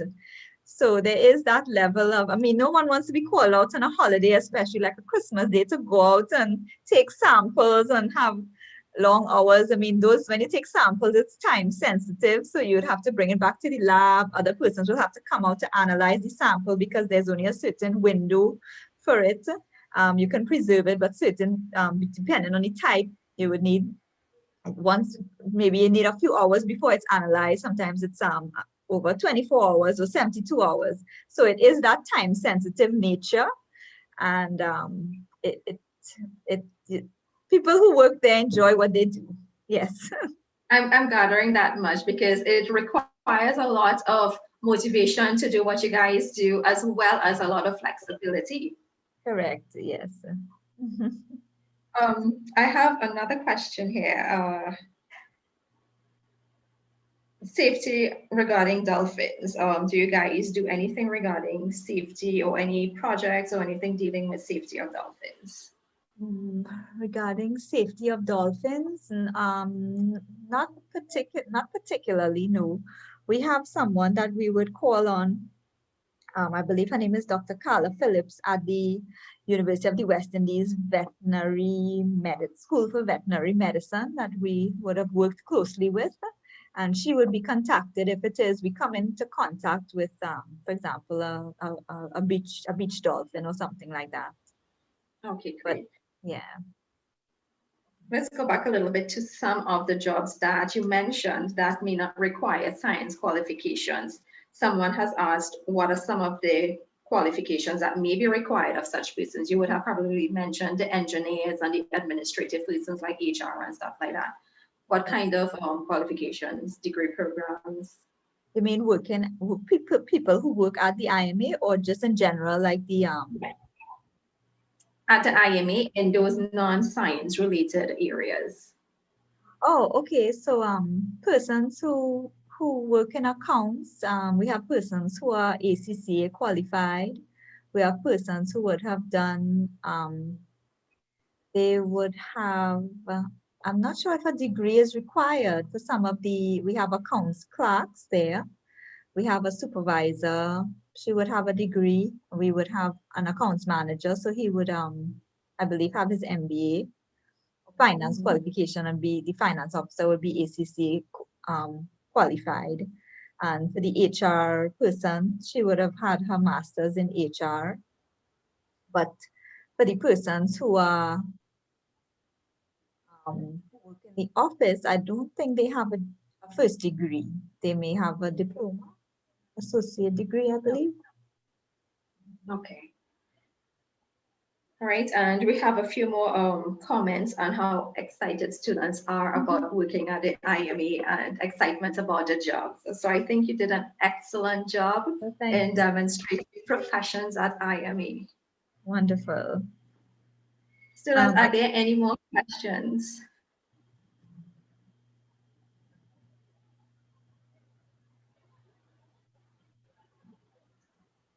I'm just putting in my email in case they want to send any other info. They have any more questions, that you could always email me, and I will. If it's something like a technical question, I can always reach out to one of the researchers there and try to provide an answer. Oh, thank you very much for sharing. Okay, so we have one more question. Are there any safety protocols for shark or research regarding sharks? Safety protocols regarding sharks. I don't think we have any shark research going on right now. I know sharks are currently endangered. I mean, if you can switch to a more sustainable seafood like eating lionfish, that would be better for our sharks. But not that I know of, because we're not currently doing any research with sharks. If you check our website, I know one of our researchers would have written a newspaper article on sharks. If for those of you who may be interested, the article may be available on our website, or I don't know if some of the students on Facebook, and it may also be available on the app as well. You see it app. Great. We have a question on animal rehabilitation as well. Do you guys have any animal rescue rehabilitation programs? No, no, we're not involved in that. No. Okay. We would have had. Sorry, go ahead. Sorry. We would have assisted recently. Recently, I mean, a few years ago, there was I can't remember the name of the organization that did the rehab. It was a company in Diego Martin that does rehabilitation of marine wildlife. Her name was Miss Detta Bush, and she would have come to us because she was caring for a pelican. And she would have reached out to the IMA because she would have spent, I think, maybe 2 years nursing the pelican back to health. And she reached out to the IMA because she wanted to release it back to its habitat. So a team of us went out on a boat and we assisted her for the pelican to be released down the islands. So that we assisted in that way. Awesome. There's another question on certification. Where can the PADI certification be acquired? Oh, they're different. PADI. Right. Yeah. Yeah. PADI. There are different. There are different organizations that do it. Let me just look in Trinidad. You could look up dive tour operators in Trinidad, and you can call them and find out the cost to do to begin to do dive certification. So any dive tour operator would be able to let you know. Okay. Because of course it would involve hours in the water. You'd have to learn how to do it first in a swimming pool to be able to learn the equipment, the weight belt, the tanks, the breathing apparatus, and get accustomed, get a feel for it, and then have to be able then go out into the open water and have the number of hours logged as well. Okay. The next question is, what are some of the pros and cons of becoming a marine biologist? Oh, well, there are many pros. There's nothing is ever the same. No day is ever the same. You get a lot of field work done if that's what you're interested in. Persons who are in this field like what they do. So you get to travel, some of them. They get to meet new people. They present at different conferences. They have their name out there because of publication. And of course, some of the cons maybe is very long hours. Sometimes there's limited financial resources. So you're constantly trying to get more money, get funds, because even at a research organization like us, the government, we are receiving less and less money to do our research because there's simply less money available. So we have to find new, interesting, innovative ways to continue to do our research because we believe it's very important. The researchers believe it's quite important, and research is quite costly. Even a trip to go to Tobago to do monitoring costs thousands of dollars. So financial restraint is a definite limitation.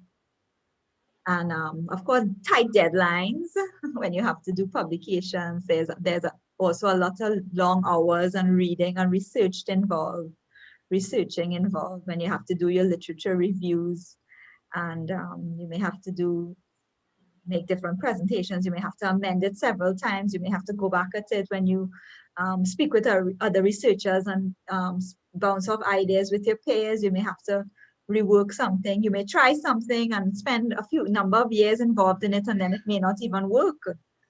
And you may have to start again. So it's research is not something that you go in and you get quick results. It's a process, and it takes a while, and you have to keep at it and keep trying to improve and keep trying to find out more and learn from your mistakes that would have been made. So there are a lot of new areas as well in terms of your exploration and research. Yes, there's a lot of opportunities available. Many opportunities. Is it a dangerous job? No, I think it would depend on the field. I wouldn't call it dangerous. I mean, there would be a lot of fun involved. For example, when the guys went out in the swamp and they are up to their waist in mud doing monitoring, if they like that kind of thing. So it's what you like, what you're interested in. If for persons who do the beach profile monitoring, not every time you would want to get wet, so they would choose the most junior person to go in the water to do the to take the wave height measurements, things like that.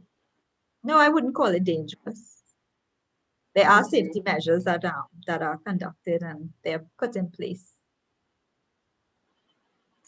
You're definitely making this job seem so exciting. I'm not sure how many kids are in the same as well. This is what we want to do. Great. Yeah, All we right. need more people. I'm glad to hear that.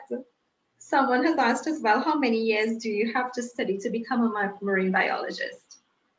How many years to study? Okay, so if you do a degree program, maybe 3 or 4 years, so that's 4. Another master's degree, maybe another 2 years, so maybe 6 years, 5 years, maybe. If it is, you get in. Because what some persons would have done, they would have come into the IMA and they would work and they would study. And sometimes you may get fellowships, so your opportunities may come up. We have one individual in particular. He started at the IMA when he was, well, years ago. He came in out of secondary school, I believe, or after A levels, and he came in for a short while, and then he went and he did his degree, and he came back in. And after he got a degree, he went on a fellowship and he obtained a master's, and then he came back and then he studied another master's, and then he came back to the IME, and now he's on another fellowship and he's pursuing his PhD. So there are opportunities that you would get for study leave, and it could also it can line up with what you do. If it is you're doing a particular type of research and then you want to pursue a PhD in it or an MPhil in it, it can work alongside. There is some sort of allowance and flexibility, so you could continue to improve your qualifications and enjoy what you're doing. Excellent. Allow me to share some of the positive comments again with you. Sure. This thing, also, these things are so amazing. This job is a job to forever love, exactly when helping these sea animals. One person said, Miss, in the future, I wish to get a boss like you. You're very nice and straightforward and to the point. Okay. And there is another question here for you. Do you believe in mermaids? Do I believe in mermaids? Maybe. Well, interestingly, Christopher Columbus, they thought that manatees or sea cows, they thought those were mermaids.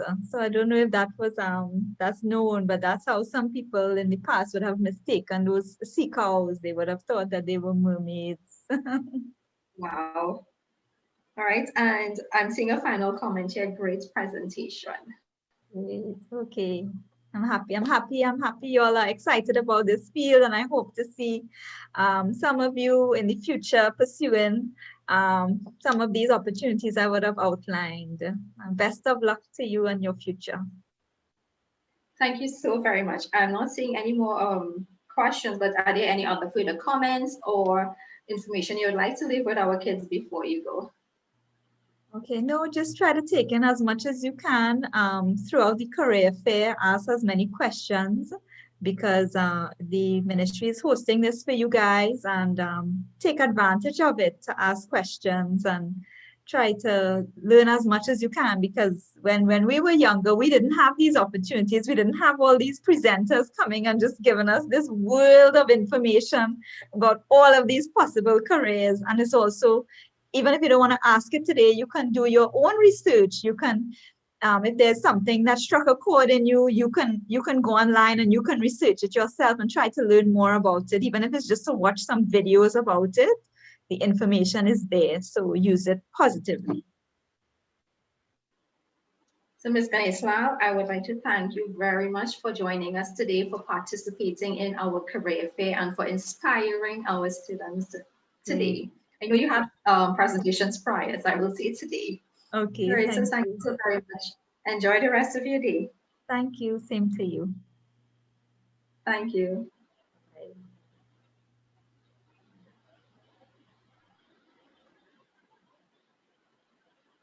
All right, students, we are at the end of this particular session with the Marine Affairs.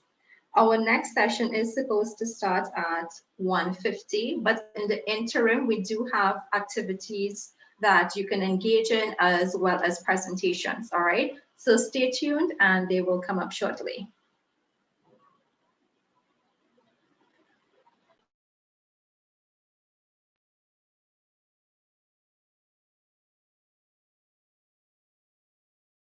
can really figure out.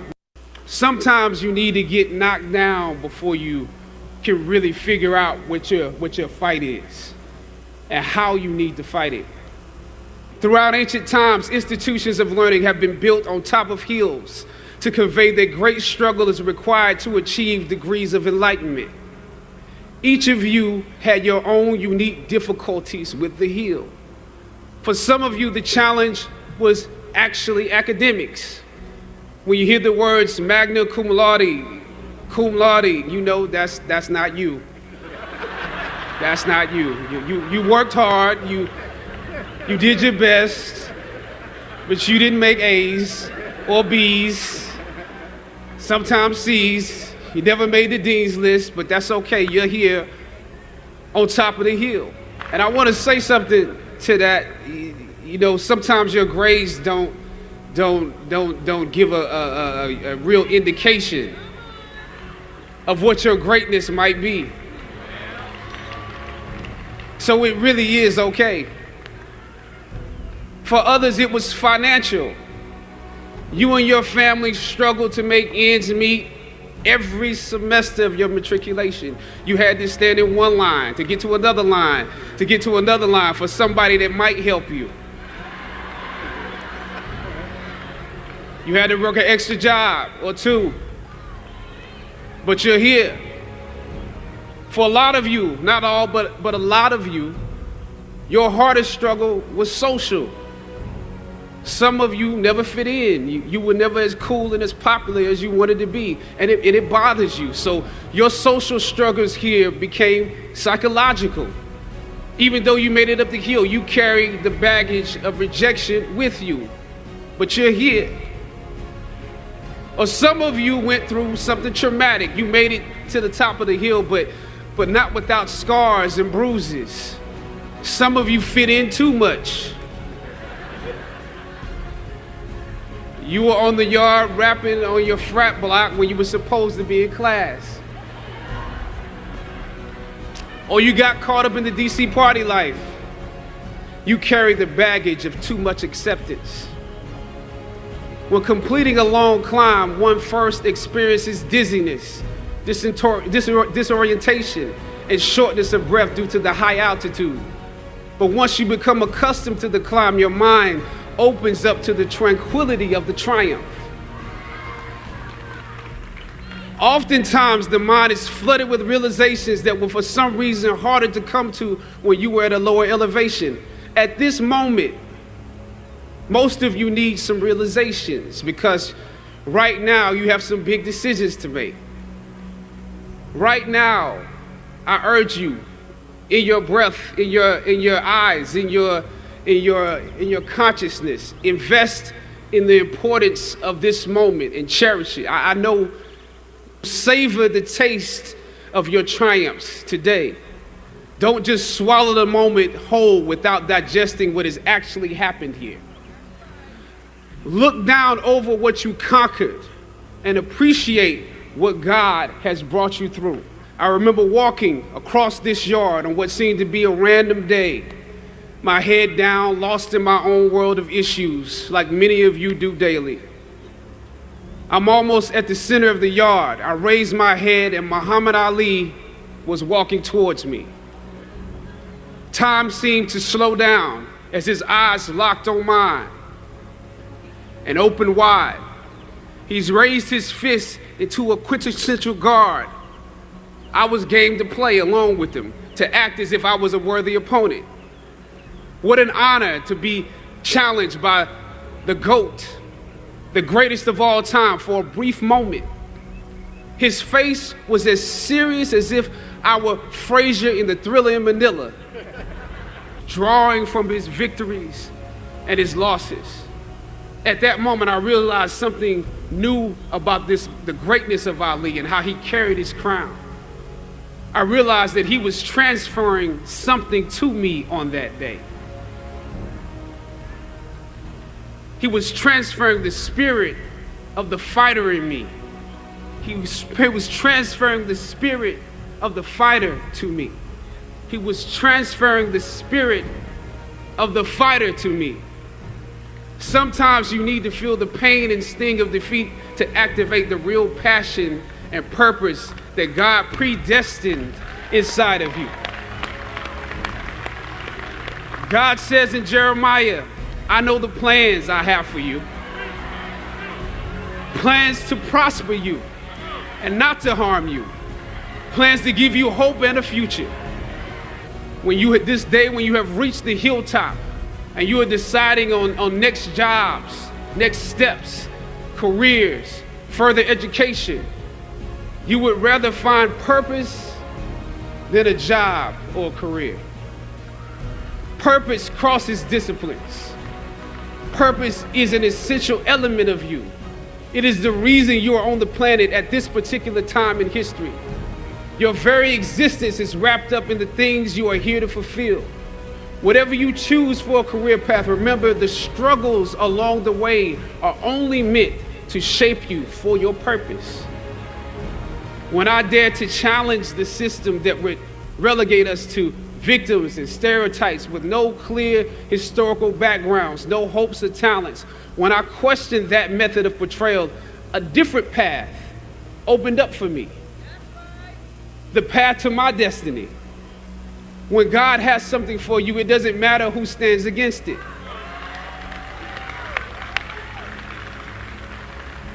God will move someone that's holding you back away from a door and put someone there who will open it for you. If it's meant for you,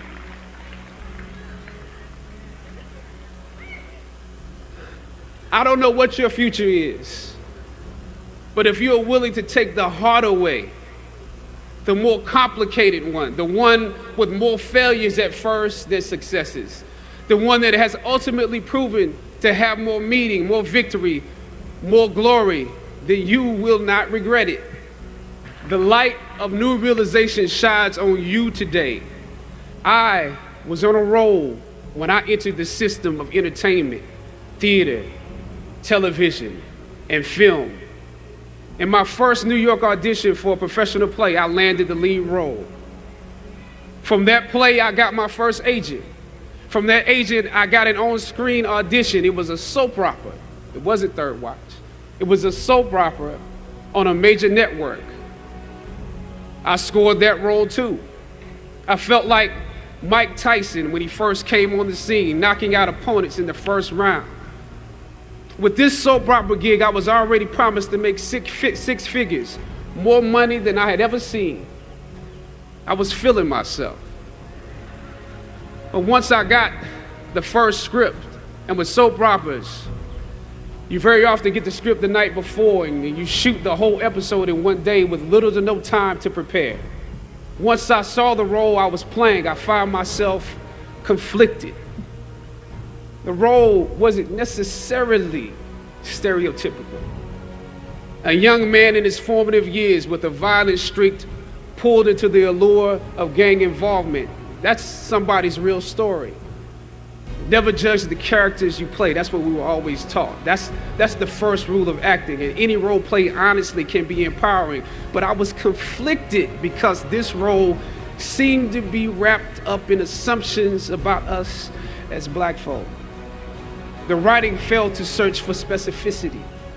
Plus, there was barely a glimpse of positivity or talent in the character, barely a glimpse of hope. I would have to make something out of nothing. I was conflicted.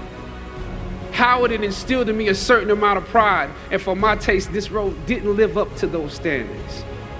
It was just my luck that after filming the first 2 episodes, execs of the show called me into their offices and told me how happy they were with my performance.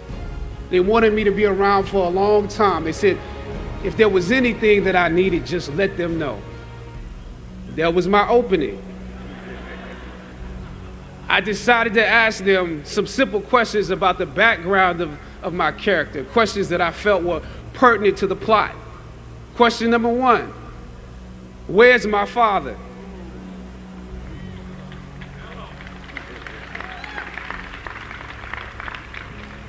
The exec answered, well, he left when you were younger. Of course. Okay. Okay. Question number 2. If in this script, it alluded to my mother not being equipped to operate as a good parent.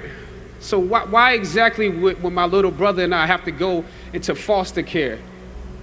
Matter of factly, he answered, well, of course, she's on heroin. That could be real, I guess. But I didn't want to assume that's what it was. If we're around here assuming that the black characters in the show are criminals on drugs and deadbeat parents, then that would probably be stereotypical, wouldn't it? That word stereotypical lingered.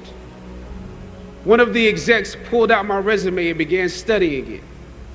The other exec wore a smile, trying to live up to what they had promised me only a few moments before. If there's anything you need, just let us know. She said, as you have seen, things move really fast around here. But we are more than happy to connect you with the writers if you have suggestions.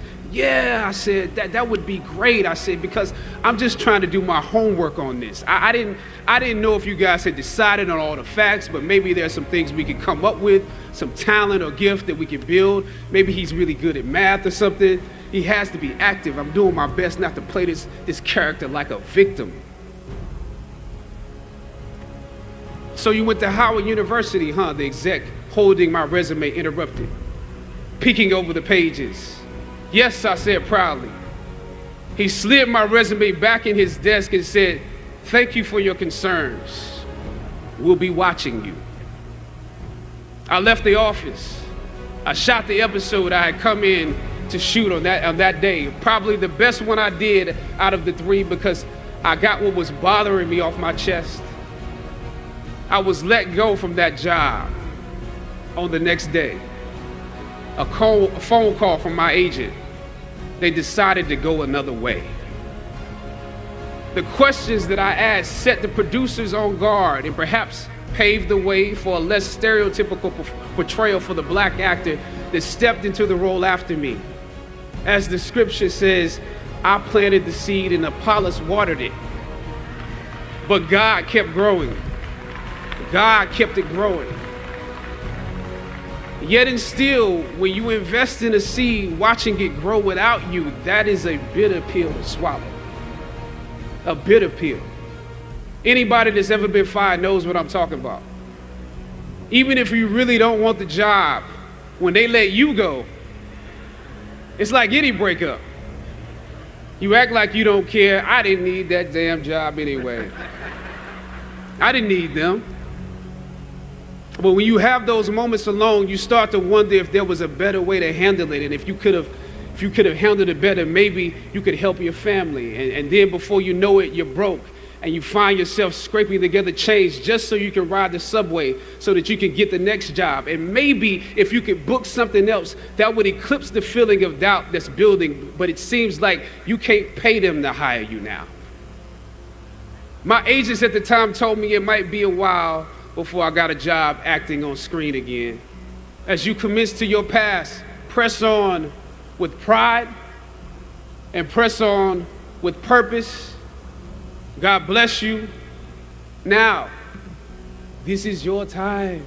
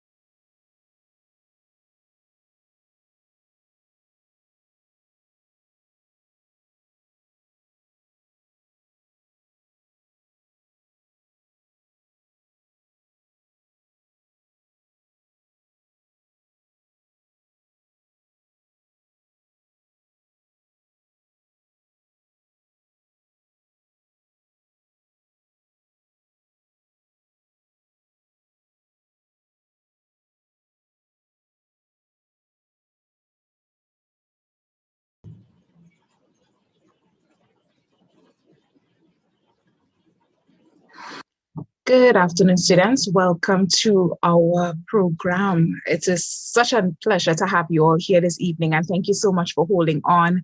And we have so much in store for you guys still. So as we wait our next presenter, we're going to have one short presentation. So we're going to look at self-awareness. So we're going to just allow you just to have an idea as to how could you really actually pinpoint what career you want to get into. And one of the key areas is self-awareness. You have to know what you love, what you enjoy, what really actually motivates you. And it's all about getting to know yourself more. The better you get to know yourself, the better able you are to identify which career suits you the best. All right. So please stay tuned to our next presentation. This is a video presentation where we're looking at self-awareness. So let's take a look. Thank you.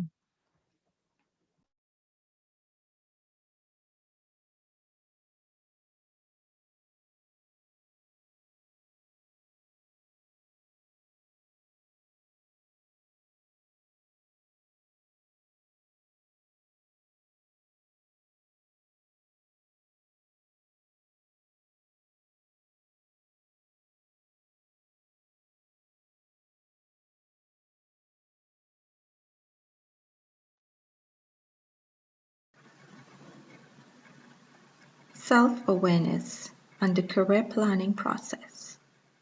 We will firstly view a video on the Johari window.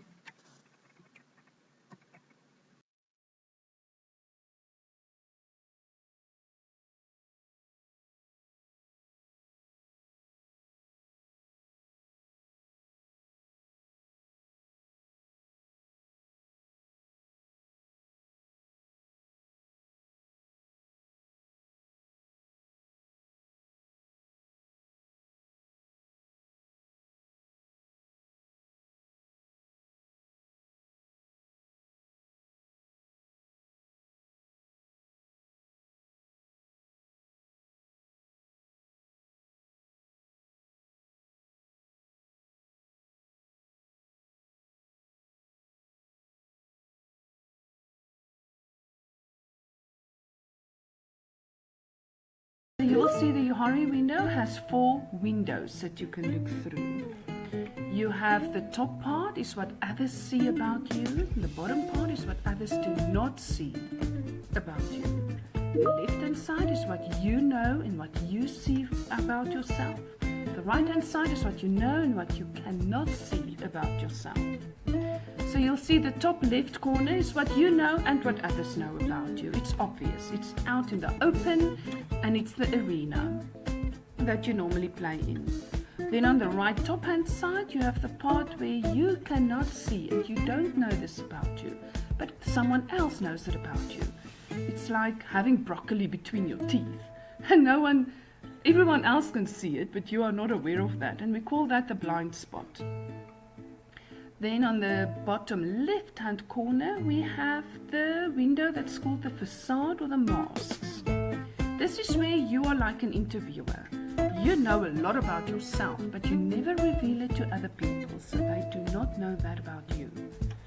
And then the last window is called the closed window. That is where there's potential. Neither you nor the other people around you know what's going on there.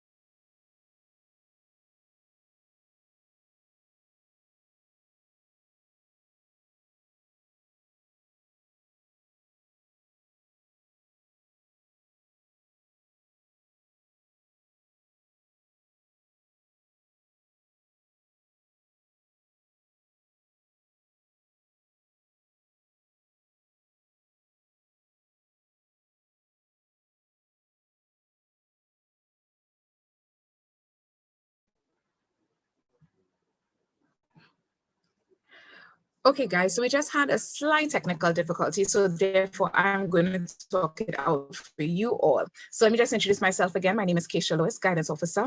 So this is the Johari window, and what you looked at was the video showing you what exactly is the Johari window and all that it entails. So this is a short activity that you can try at some point in time. It looks at creating your own Johari window. The first thing you need to do is that we're going to use our artistic skills to draw our window with the 4 parts. So we have the open, the blind, the hidden, and the unknown. Then we label the areas open, blind, hidden, and unknown as seen on the left-hand side of your screen, okay? So let's look at our next slide. So I know it will take a little time, but let's look at this one. So now what do you have in your window? It's things both you and others know about you. Example, are you playful? Are you funny? Are you always early? Or are you always late? So in this box, I want you to write down at least one thing. All right, because we have our next presenter coming up. So we're just going to go through this presentation quickly. So at least record one thing about yourself, all right, that you and others know about you. Okay, so I'm going to give you 30 seconds to do that.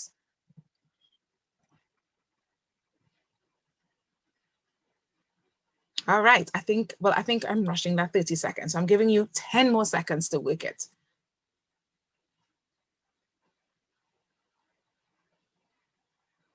So now look at the blind side.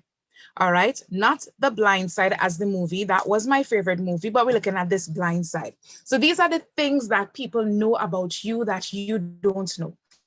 So example being short-tempered. How many of you, when you get vexed, you're slamming that door, you're screaming into that pillow, you just want to pelt or some cuss words?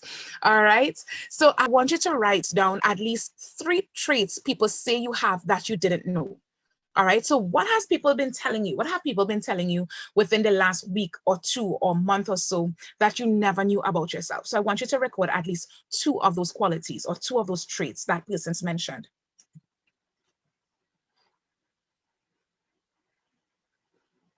All right, so think about it. Think about it. What did they say? That they never knew you were so creative, that you were so organized, you were so witty, you have such an awesome sense of humor. What could it have been that they told you that made you really smile? Or what could they have told you that made you feel like, wait, boy, I really need to work on this quality? All right. So then let's look at the hidden side. So the hidden side, these are things you know about yourself that others don't. Example, you love singing in the shower. You secretly dream of being a professional performer. You love Korean drama. That's me. Or you're into anime.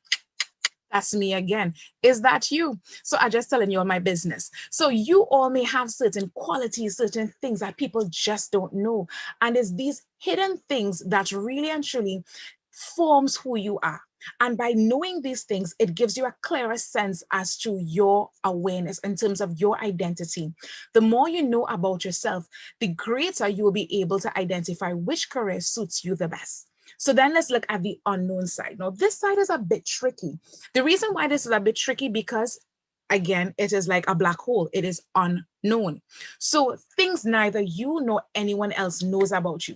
These are things you discover through time and experience. So this one you would have to do as time goes by. As you go through different experiences, you recognize that there's certain qualities that arises to such challenges. So let's say you're going through a difficult time. You never knew you could manage pressure, or you never knew that you would break under pressure. It's like, wait, boy, I never knew I could get on like a real clown so bad, right? So these are things that we discover about ourselves. And the more we know about ourselves, again, gives you a clear idea in terms of the career that suits you best. So let's look at this one. What exactly is self-awareness? So self-awareness is knowledge of our own personal characteristics as your interests, your values, your abilities, what you need and want in a career. Because trust me, we don't want to just take any old job out there, because working as an adult, I am telling you, it can be stressful. So you want a job that is exciting, that really makes you want to get up in the morning, especially those who don't like to get off their beds. Because you know, some of you like to sleep in late. You don't want to do nothing in the morning. You'll prefer to get up 10, 11, 12. If you all can make at 6 p.m., you all would do that. So you want a job that says, hey, yeah, boy, I can really get up in the morning and go and make that money. Then why is it important to be self-aware?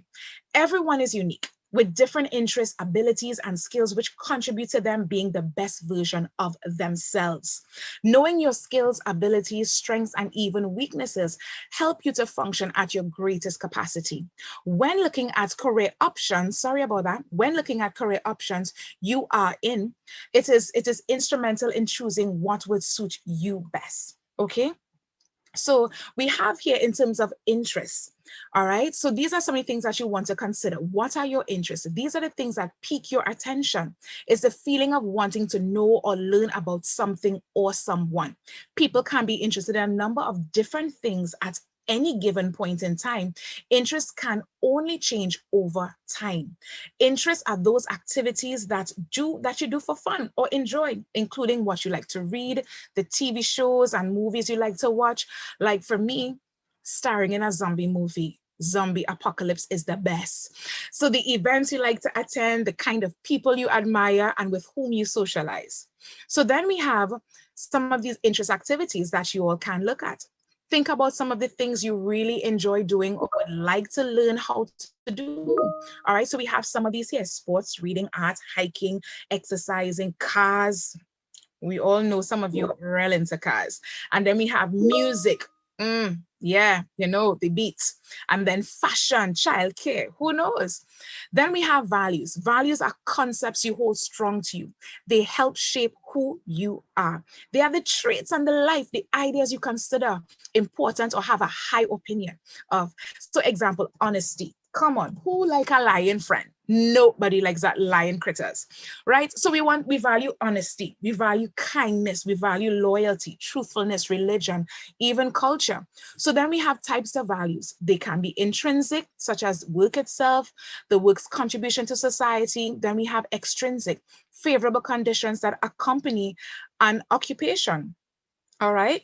So then we have value activities. Well, we can't do this activity now because of time, but these are some of the value activities, some of the values that we can consider that you may have, that you admire, that you really and truly enjoy. All right. So then let's look at your abilities. Now think what you do well. What do you do well?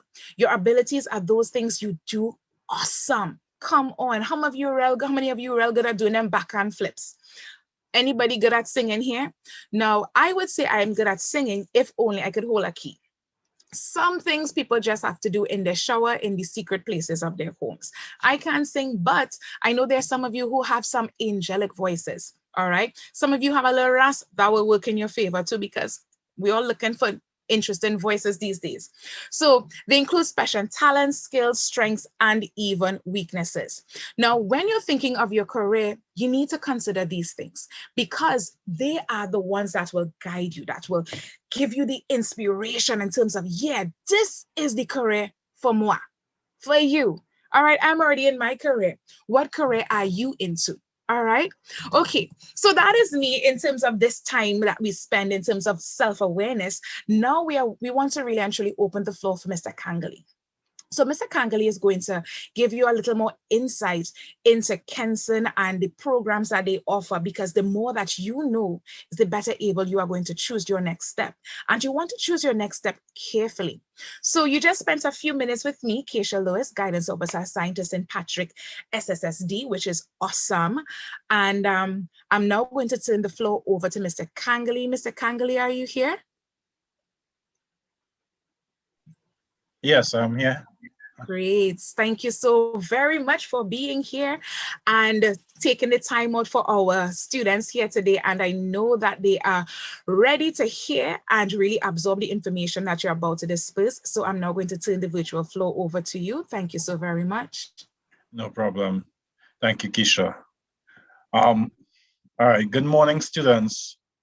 My name is Jason Kangley, and I'm the Student Affairs Manager at the Kenson School of Production Technology.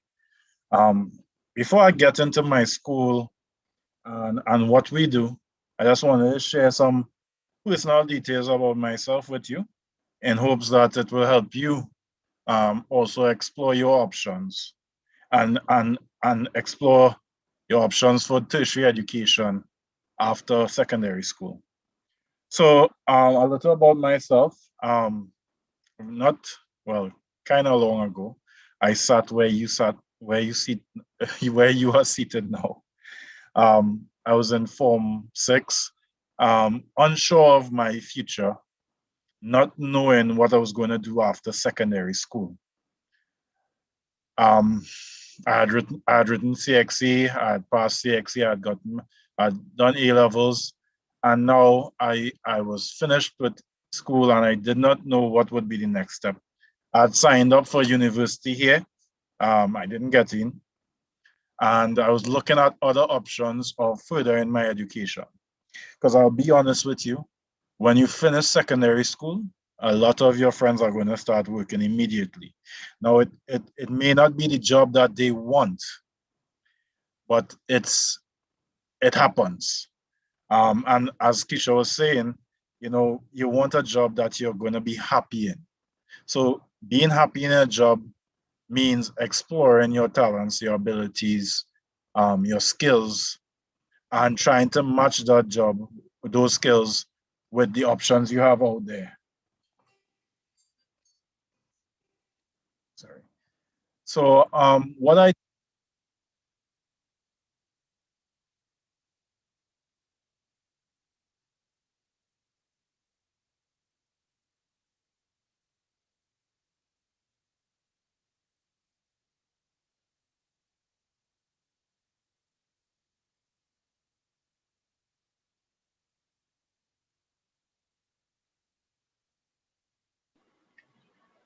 Mr. Kangley? Hi, we are not hearing you.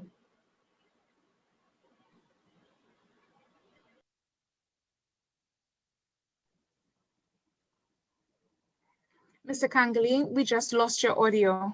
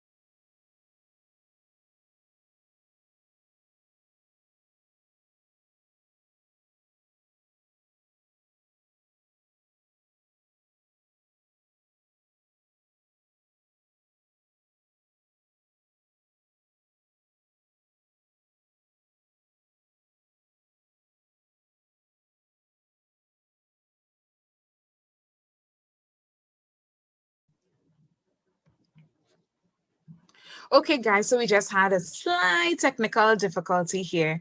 So we will resume to Mr. Kangley in a bit, just as we get the audio sorted out. So sorry about that, but you know how it goes, guys. Mr. Kangley, are we good? Are you hearing me now? Yes, we are loud and clear. Thanks. What's the last thing you all heard from me? Nothing? Okay. Hello? All right. Yeah, guys, sorry, I guess I'll just start over. Again, my name is Jason Kangley, and I'm the Manager of Student Affairs at the Kenson School of Production Technology. Before I go into what my school does and what courses we could provide to you, I'm just going to give you a brief background about myself in hopes that I could provide some guidance to you in your next steps in your educational fields or in your educational direction. So when I finished secondary school, I literally had no idea what my next step would be. I explored options. I explored UE. I explored COSTAT. I explored John D. All to little avail. It really didn't match what I wanted to do with my life. I knew I had a passion for dealing with people, dealing with customers, that kind of thing. So I also explored the option of writing the SATs. When I wrote the SATs so long ago, I ended up getting a scholarship to St. Francis College in Brooklyn, New York. It was the furthest thing from my mind at that time of studying in America, but I took the opportunity. So one important trait I could tell you is always explore your options and always look at the opportunities out there. So in taking my opportunity to America, I would have completed a bachelor's in business management and IT. I went on to do a master's. I even started a PhD program.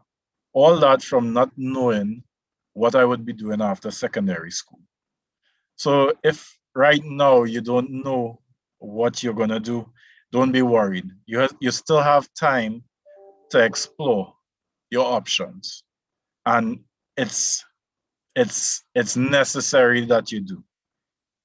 So with that said, I'm also going to let you know that even after this presentation, if you're interested in career advice or you're not interested in courses at Kinston, but you just want some advice about what's your next step, you could always take down my information and message me via WhatsApp. I'd be happy to help you out. That said, I'll go into my video now, and then I'll go into a short PowerPoint.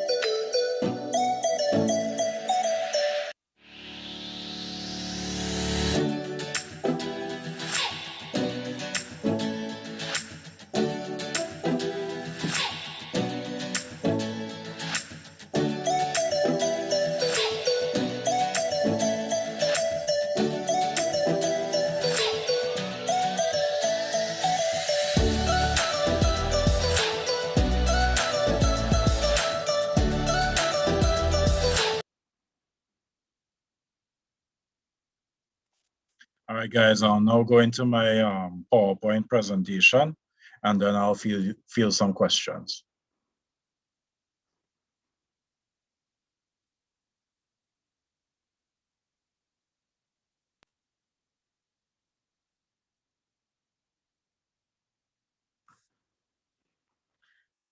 So at Kenson, guys, we believe knowledge is energy. Building capabilities, training the nation, the region, and the world. Our catchphrase, knowledge is energy, means that in the energy industry, you need the knowledge to get by, to know what you're going to be doing. And at Kenson, we provide that knowledge. So Kenson envisions itself as the leading training provider in the energy sector, locally, regionally, and internationally. Now, Kenson has been operating for over 25 years. That's the Kenson Group, and the school also. And in that time, we have provided technicians to all the major oil and gas companies in Trinidad and Tobago.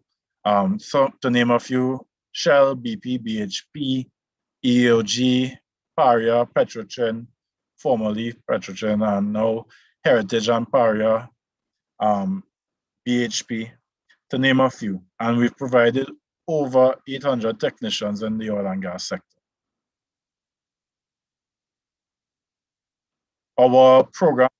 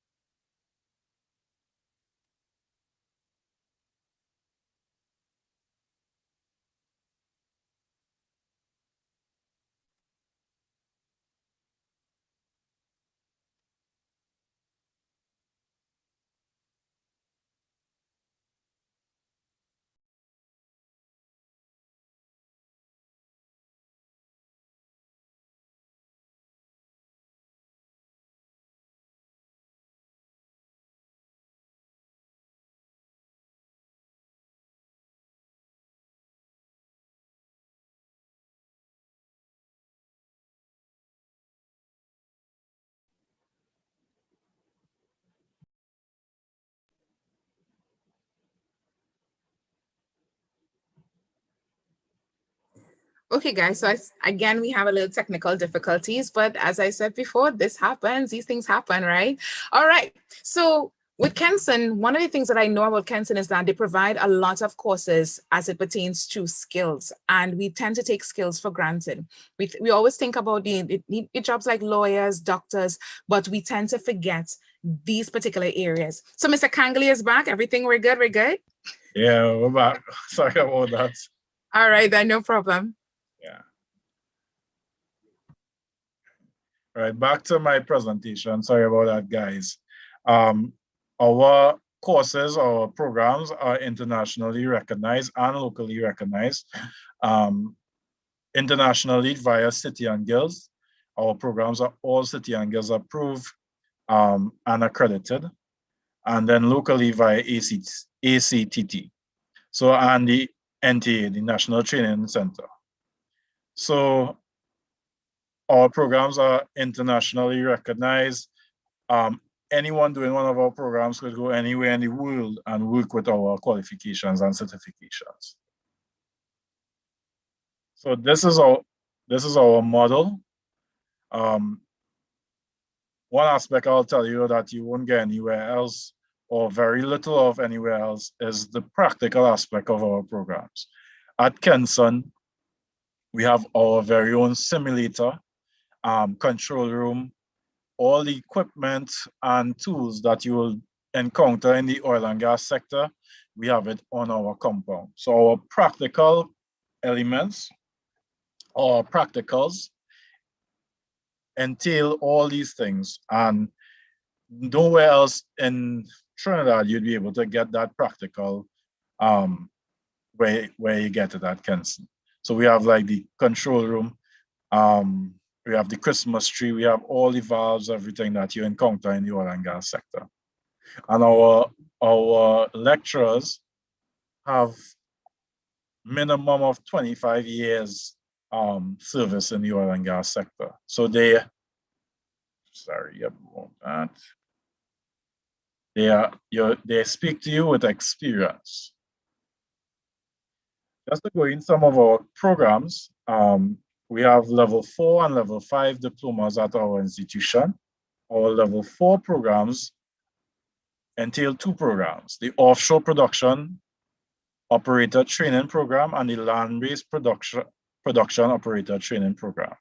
Offshore operator is for those persons wishing to work offshore. I don't know what you've heard about working offshore, but I could just go into a little bit about it for you. Offshore is one of the more lucrative fields you can go into in Trinidad. Starting salary of an offshore technician or someone that works offshore is around $8,000 to $12,000 a month, and it goes up depending on the company that hires you. So we provide the offshore training and the land-based training, which basically commands around the same salary once it's in the oil and gas sector.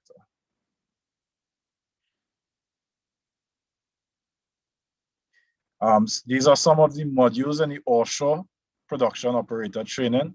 So you get an introduction to oil and gas drilling and exploration, safe systems of work, so that's the health and safety aspect of oil and gas, process safety, all the major pipe, valves, and fittings, and the major equipment, and your role as a production operator. So those are some of the units that are included in our offshore production operator training. In the land-based training, which is very similar, you have basic principles of petroleum, crude oil extraction, processing and refining, hand tools, pumps and progressive cavity pumps, rod and beam pumping, fiscalization process, that's the refining of petroleum, and oil well performance and surveillance. So these are just some of the units that would be in the land-based production operator program. Now guys, the land-based and the offshore production operator entail that you have a diploma, a level 2, a level 3 diploma.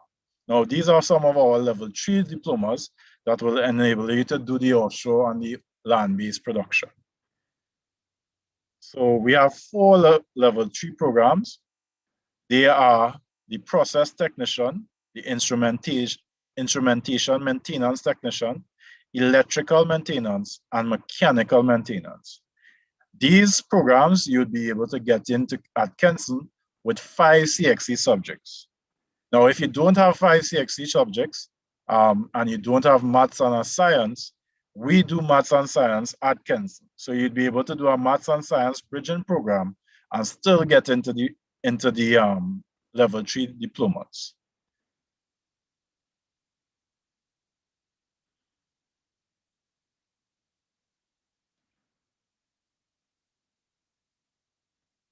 Some additional programs, we have some short courses, production safety systems, basic welding, basic electrical installation.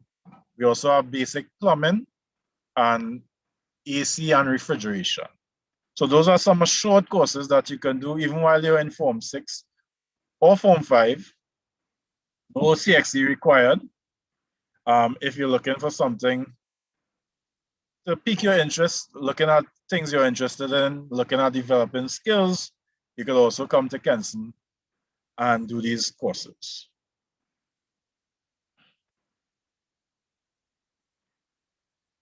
Just to assure you of our standards, again, our lecturers are industry-hardened professionals with each more than 25 years of experience in the field. We also have the Kenson Group of Companies, which has been 25 years in the oil and gas sector, providing technicians to the to the oil and gas companies that I would have mentioned, like Shell, BP, BHP, EOG, Paria, Gulf, that kind of thing. Our parent company provides technicians to those oil and gas companies and also hires technicians within the Kenson Group itself. So there is the opportunity of getting a job after you complete a Kenson program. Now, we don't guarantee a job, but we have the apprenticeship program. We have companies that come and ask us for students that have completed the 4 level 3 programs and even the offshore programs and the land base, asking us for students. And we tend to pick the students that have been scoring high in exams, the students that have proven to be hardworking. So that just to go off the topic a little bit, you know, having the academic qualifications is one thing, but you also want to prepare yourself for the world of work. That entails developing your soft skills. So stuff like public speaking, or presentation. Yeah, or presentation skills. Those are skills that you're going to have to develop in addition to your academics, right? So our employer today doesn't want to know, all right, you scored high in your academics, but you're not a people person. We need a people person for this job. You're going to have to develop those skills. So that's another thing we do at Kenson. We have you interact with our lecturers. We have you in our apprenticeship program. We have you interacting with new primary school and secondary school kids, developing those soft courses, those soft skills, right? Some of our physical resources, and this will be in use when COVID has resided. A fully equipped computer lab, library center for students. Now, what we are doing now is also we have online classes. So a student in Form 6, lower upper, could still do a Kenson program now if they wanted, and still continue in Form 6. Our classes run 5:30 to 8:30 on evenings, and it's 3 days a week, sometimes 2, depending on if you do a Saturday or a Sunday. So students can do this course, and once they've completed Form 6, be ready to work in the oil and gas sector. It's an option. And that, of course, would depend on how you handle your Form 6 or your Form 5 work. If you're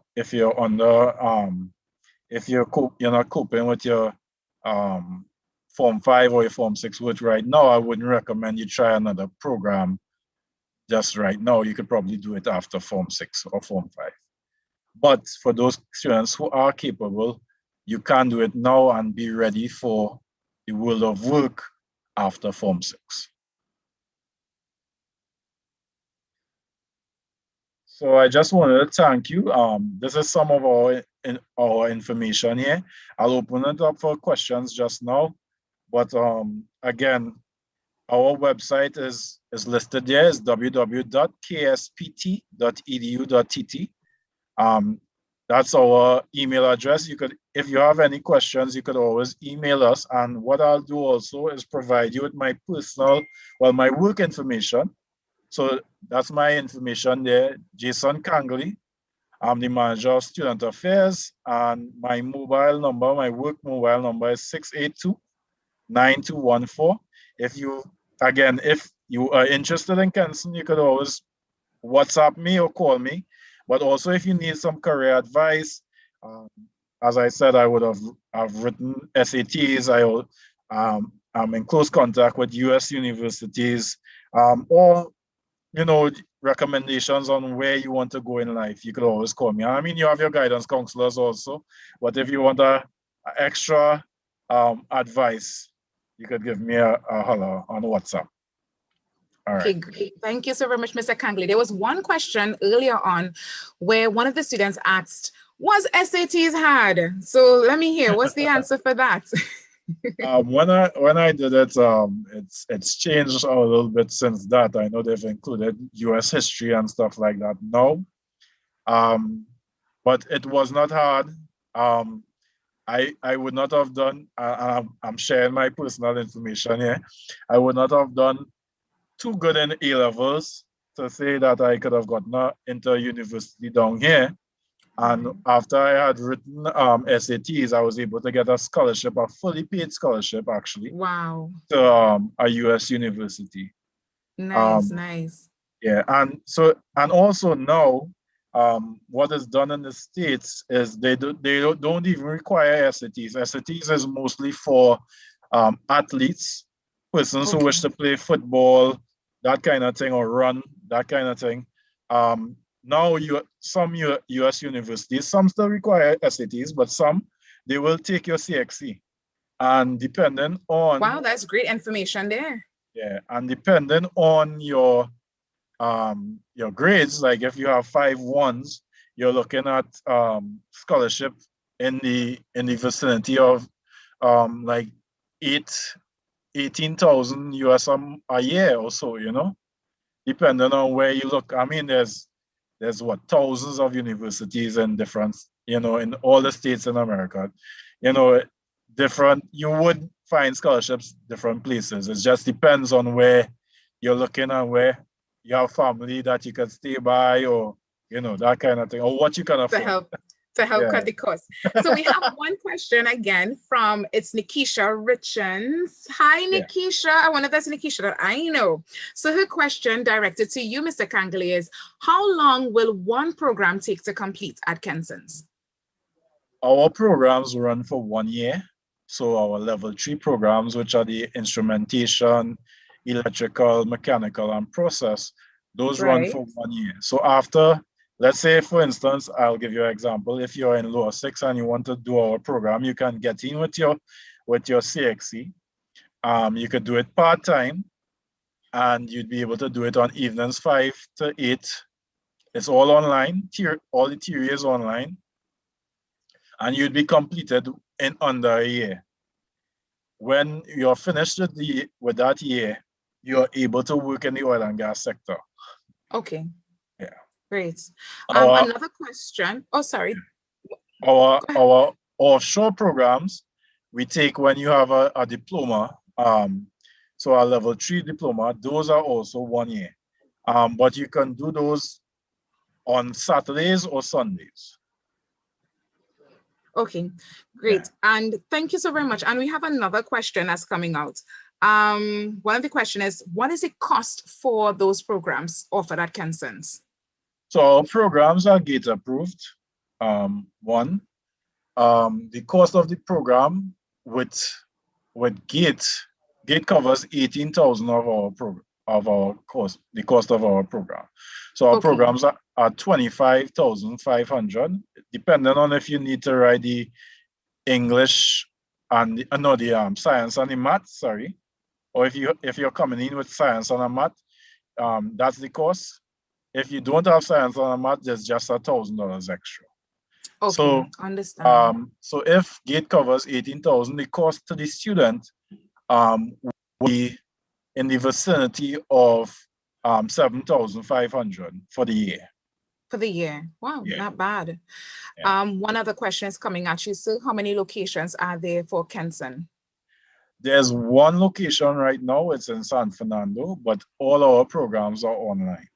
So our reach is Trinidad, and we've also done courses with students in Ghana, in Kenya, in Peru, nice. Colombia. We've actually had students from Ghana come to Trinidad to train with us. Wow. So you're more or less an international school at this point. Yeah. We are the only institution in the Western Hemisphere that is qualified to do these oil and gas programs in Trinidad. Well, in the Western Hemisphere. So. Wow. Right. So, and that is a key point to note right there. Another question.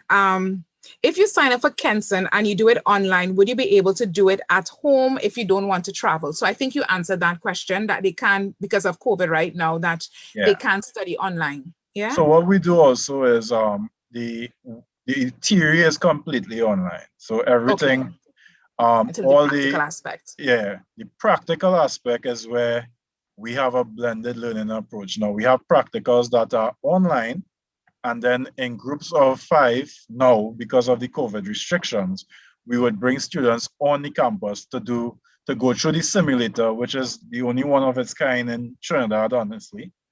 And go through the control room, use the tools, use the gauges, that kind of thing. So it's a blended learning approach. And again, as I stated before, our practical aspect of our programs is what students are attracted to.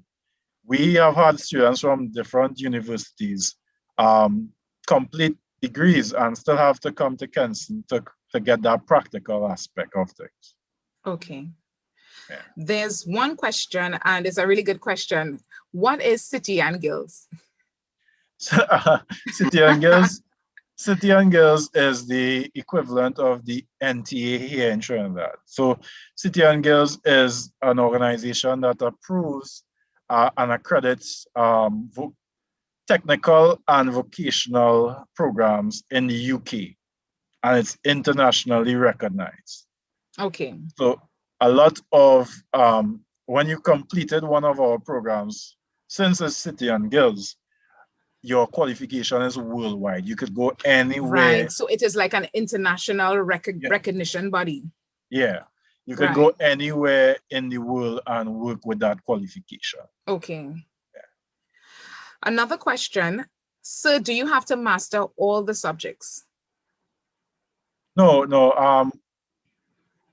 As I said, we have 4 programs. It's mechanical, electrical, process, and instrumentation. You choose which of those you want to do. Okay. Based on your research, and I could help you. I could help students with that.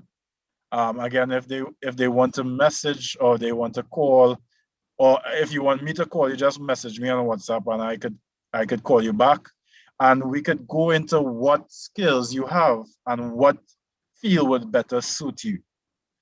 So, for instance, if you're someone who's interested in building stuff and how machinery works, you're more inclined to maybe mechanical. If you're someone who's interested in circuits and wiring and stuff, it's electrical.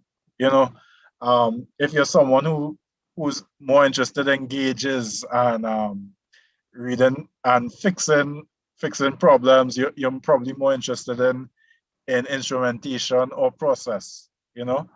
And again, I think I shared this in the beginning. Imagine coming out of secondary school and having a diploma, a technician's diploma, and being able to command an entry level position of like $8,000 to $12,000 a month. And we don't guarantee employment, but what I do tell students is once you do good in the program and once you're one of those students who shows that they're willing to work hard, you've worked on developing your soft skills, you're a people person, it's very easy to get hired in the, yeah. Okay, nice. One other question, what was the inspiration for the name Kenson? It comes from our founder. Our founder, his name is Kenneth Ferguson. He was one of the first people to recognize there was a gap in technicians that worked in the oil and gas sector in Trinidad and Tobago. So in recognizing that is where he found a niche for himself and developed a business that supplied technicians to the major oil and gas companies in Trinidad and Tobago. And so for his first name is Kenneth and his last name is Ferguson. So the first Kenson. part and the last part, Kenson. Yeah. All right, great. Another question directed back to your SATs experience. So this is a question. Were you able to get a job in Trinidad after pursuing the SATs? And do you recommend studying in the USA or abroad now in these COVID times? Well, a lot of schools also are online. So there's the option of doing those kind of online programs also now. A lot of them, even though you might be in Trinidad, you still will be able to do their program online. Right. If it is that you're traveling to the US, definitely you're going to have to get the vaccine. So with COVID, you'd be basically kind of safe, so to speak. I always recommend the students know your situation if you're going to study in America. Now, what do you mean by that? I stayed by family. I had gotten a full tuition scholarship, and I stayed by family. Okay. Not every time that works out for somebody. Right, right. You know, so you have to know your situation. Also, again, exploring your options. In being a student in the United States, you have a lot of options work-wise also. So you have where you could have on-campus employment to kind of ease the cost of your education. So that's another thing you would have to explore. If it is that you need to supplement what your parents are paying and what you need for regarding food, for transportation, that kind of thing, if it is something that's feasible for you. Right. So you have to consider all the costs also. Now, for me, to be honest, I didn't consider all those things, and I kind of learned on the fly. So that's why so that's why I could tell you that there's a lot of things to consider. But what I will tell you is that when you do complete your education there's the world of opportunity for you, whether it be there or in Trinidad. When I came back to Trinidad, it was great where once you were able to interview get good interviews, once you were able to impress people, again with the soft skills you have developed, you're gonna get good jobs. It's more of looking at what suits you. Mr. Kangali? Sorry, hello? Hello?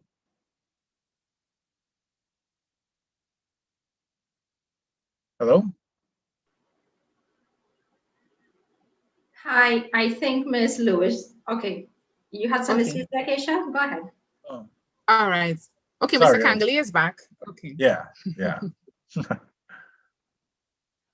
Yes. So once you apply yourself after you've got getting your degree is that first step.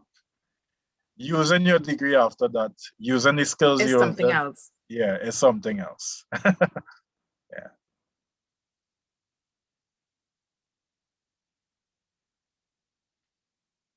All right, I lost you again, Keisha.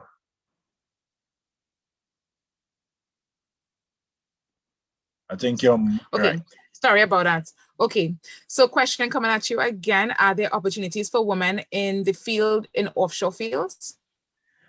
Yes. No, I will say in the past it was a male-dominated field, and not to say there weren't any women in that field. But now you are seeing the emergence of more and more women in the oil and gas sector. So there are women working offshore, there are women engineers. Even in our programs now, we have seen a vast increase where it's actually more women than men now in our programs. Yeah. And to be honest with you, there are drives by the large oil and gas companies to hire women technicians. Only probably like 2 months ago, I would have received correspondence from a major oil and gas company to hire 6 women students. They were looking for 6 women students. So there is that so there is that diversity in the oil and gas Okay. sector. Yeah. Right. And could you just repeat by chance what subjects students will have to acquire in order to get into Kenson? You need 5 CXE subjects. Maths and science. A math and a science would be, well, math and a science would be ideal. But if you don't have maths and a science, we do maths and science bridging at Kenson. So once you have, if you have 3 subjects and then you don't have maths, you can still come to Kenson. Okay, great. And final question, do you cover courses such as accounting at Kenson's? We don't do accounting, we do project management. Project management. Yeah. Okay, so project management is offered. All right, so it has been a pleasure having you here with us, Mr. Kangali. Thank you so very much for providing us with so much information. I know sometimes we tend to overlook these skills, but these skills is so much needed in our country right now. Yeah. So it's something for us to really consider in terms of the skills that are available, training that is available in the oil and gas sector. And I know our students were very much overjoyed with getting the information as you would have shared with us today. So thank you so very much, Mr. Kangali. And we are coming to the end of our program for today, but I have one quick question for my students here today before we close off. Could anyone here tell me what was the theme, or what is the theme for our virtual career fair? If anyone could put that answer quickly in the chat, there would be a great surprise at the end of today's program. So what is the theme of our virtual career fair hosted by St. Patrick Student Support Services Division? So while you put your answers in the chat, I just want to thank the technical staff that has been supporting this virtual career fair. I want to thank all of the presenters that went by today, all of the moderators, the floor managers, even the streamers, those who are monitoring the stream, and everyone. I may have overlooked some persons. Trust me, don't take it to heart. McGill, let's forget. So I did forget, but I really and truly want to say thank you so very much. So anyone, let me hear the answers came out. Any answers? I'm looking. Why are you all not giving me the answers? What is the theme of our career fair? There's a nice little line that we put off that we were pushing out. What is it? If you all can say there would be hope for a brighter future, that's not it. Anyone else? All right, so we have Malika Wilson. So put your hands together, your virtual hands or your real hands together, and let us put our hands together for Malika Wilson. And our theme, or our motto, our theme for this virtual career fair is actually dream it, believe it, and make it happen. So as we dream it, and as we believe it, and as we make it happen, we need to understand that we are capable, that you as students, you are so capable of doing great things. And in doing great things, you have to understand your worth, you have to understand your abilities and capabilities, and know that you are, what am I about to say? You are, wait. You are something great, you are something wonderful, you are something lovely. Your girl trying to pull up a screen here. So give me a few minutes. And I want you all to know that you all are, yes it is, you all are dynamite. So this is our little dance party as we close off for today.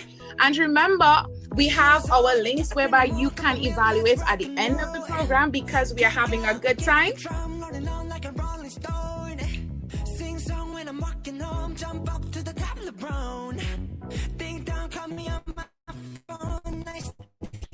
I hope you all join in tomorrow, because we are going to have a wonderful program tomorrow. So use the link all over again to join in. All right.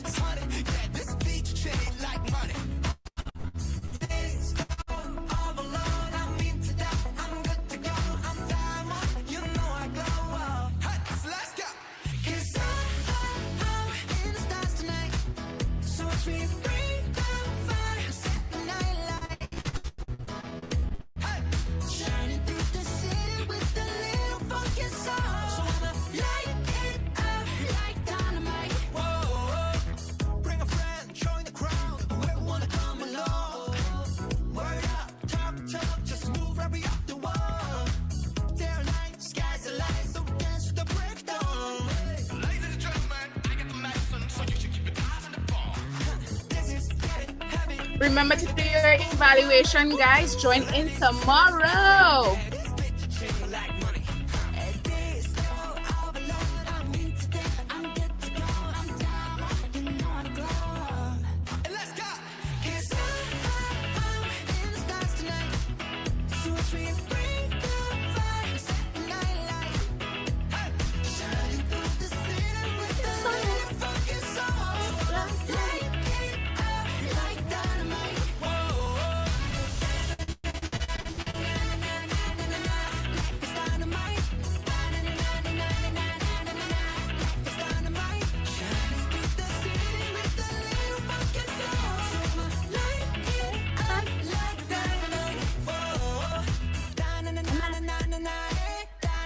Come on, let me see you say dynamite in the chat. You better say dynamite in the chat. Let me hear it.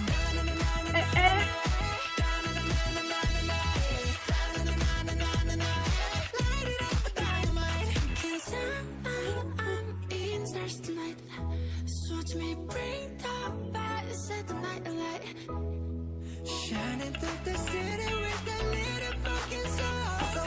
Light it up like dynamite.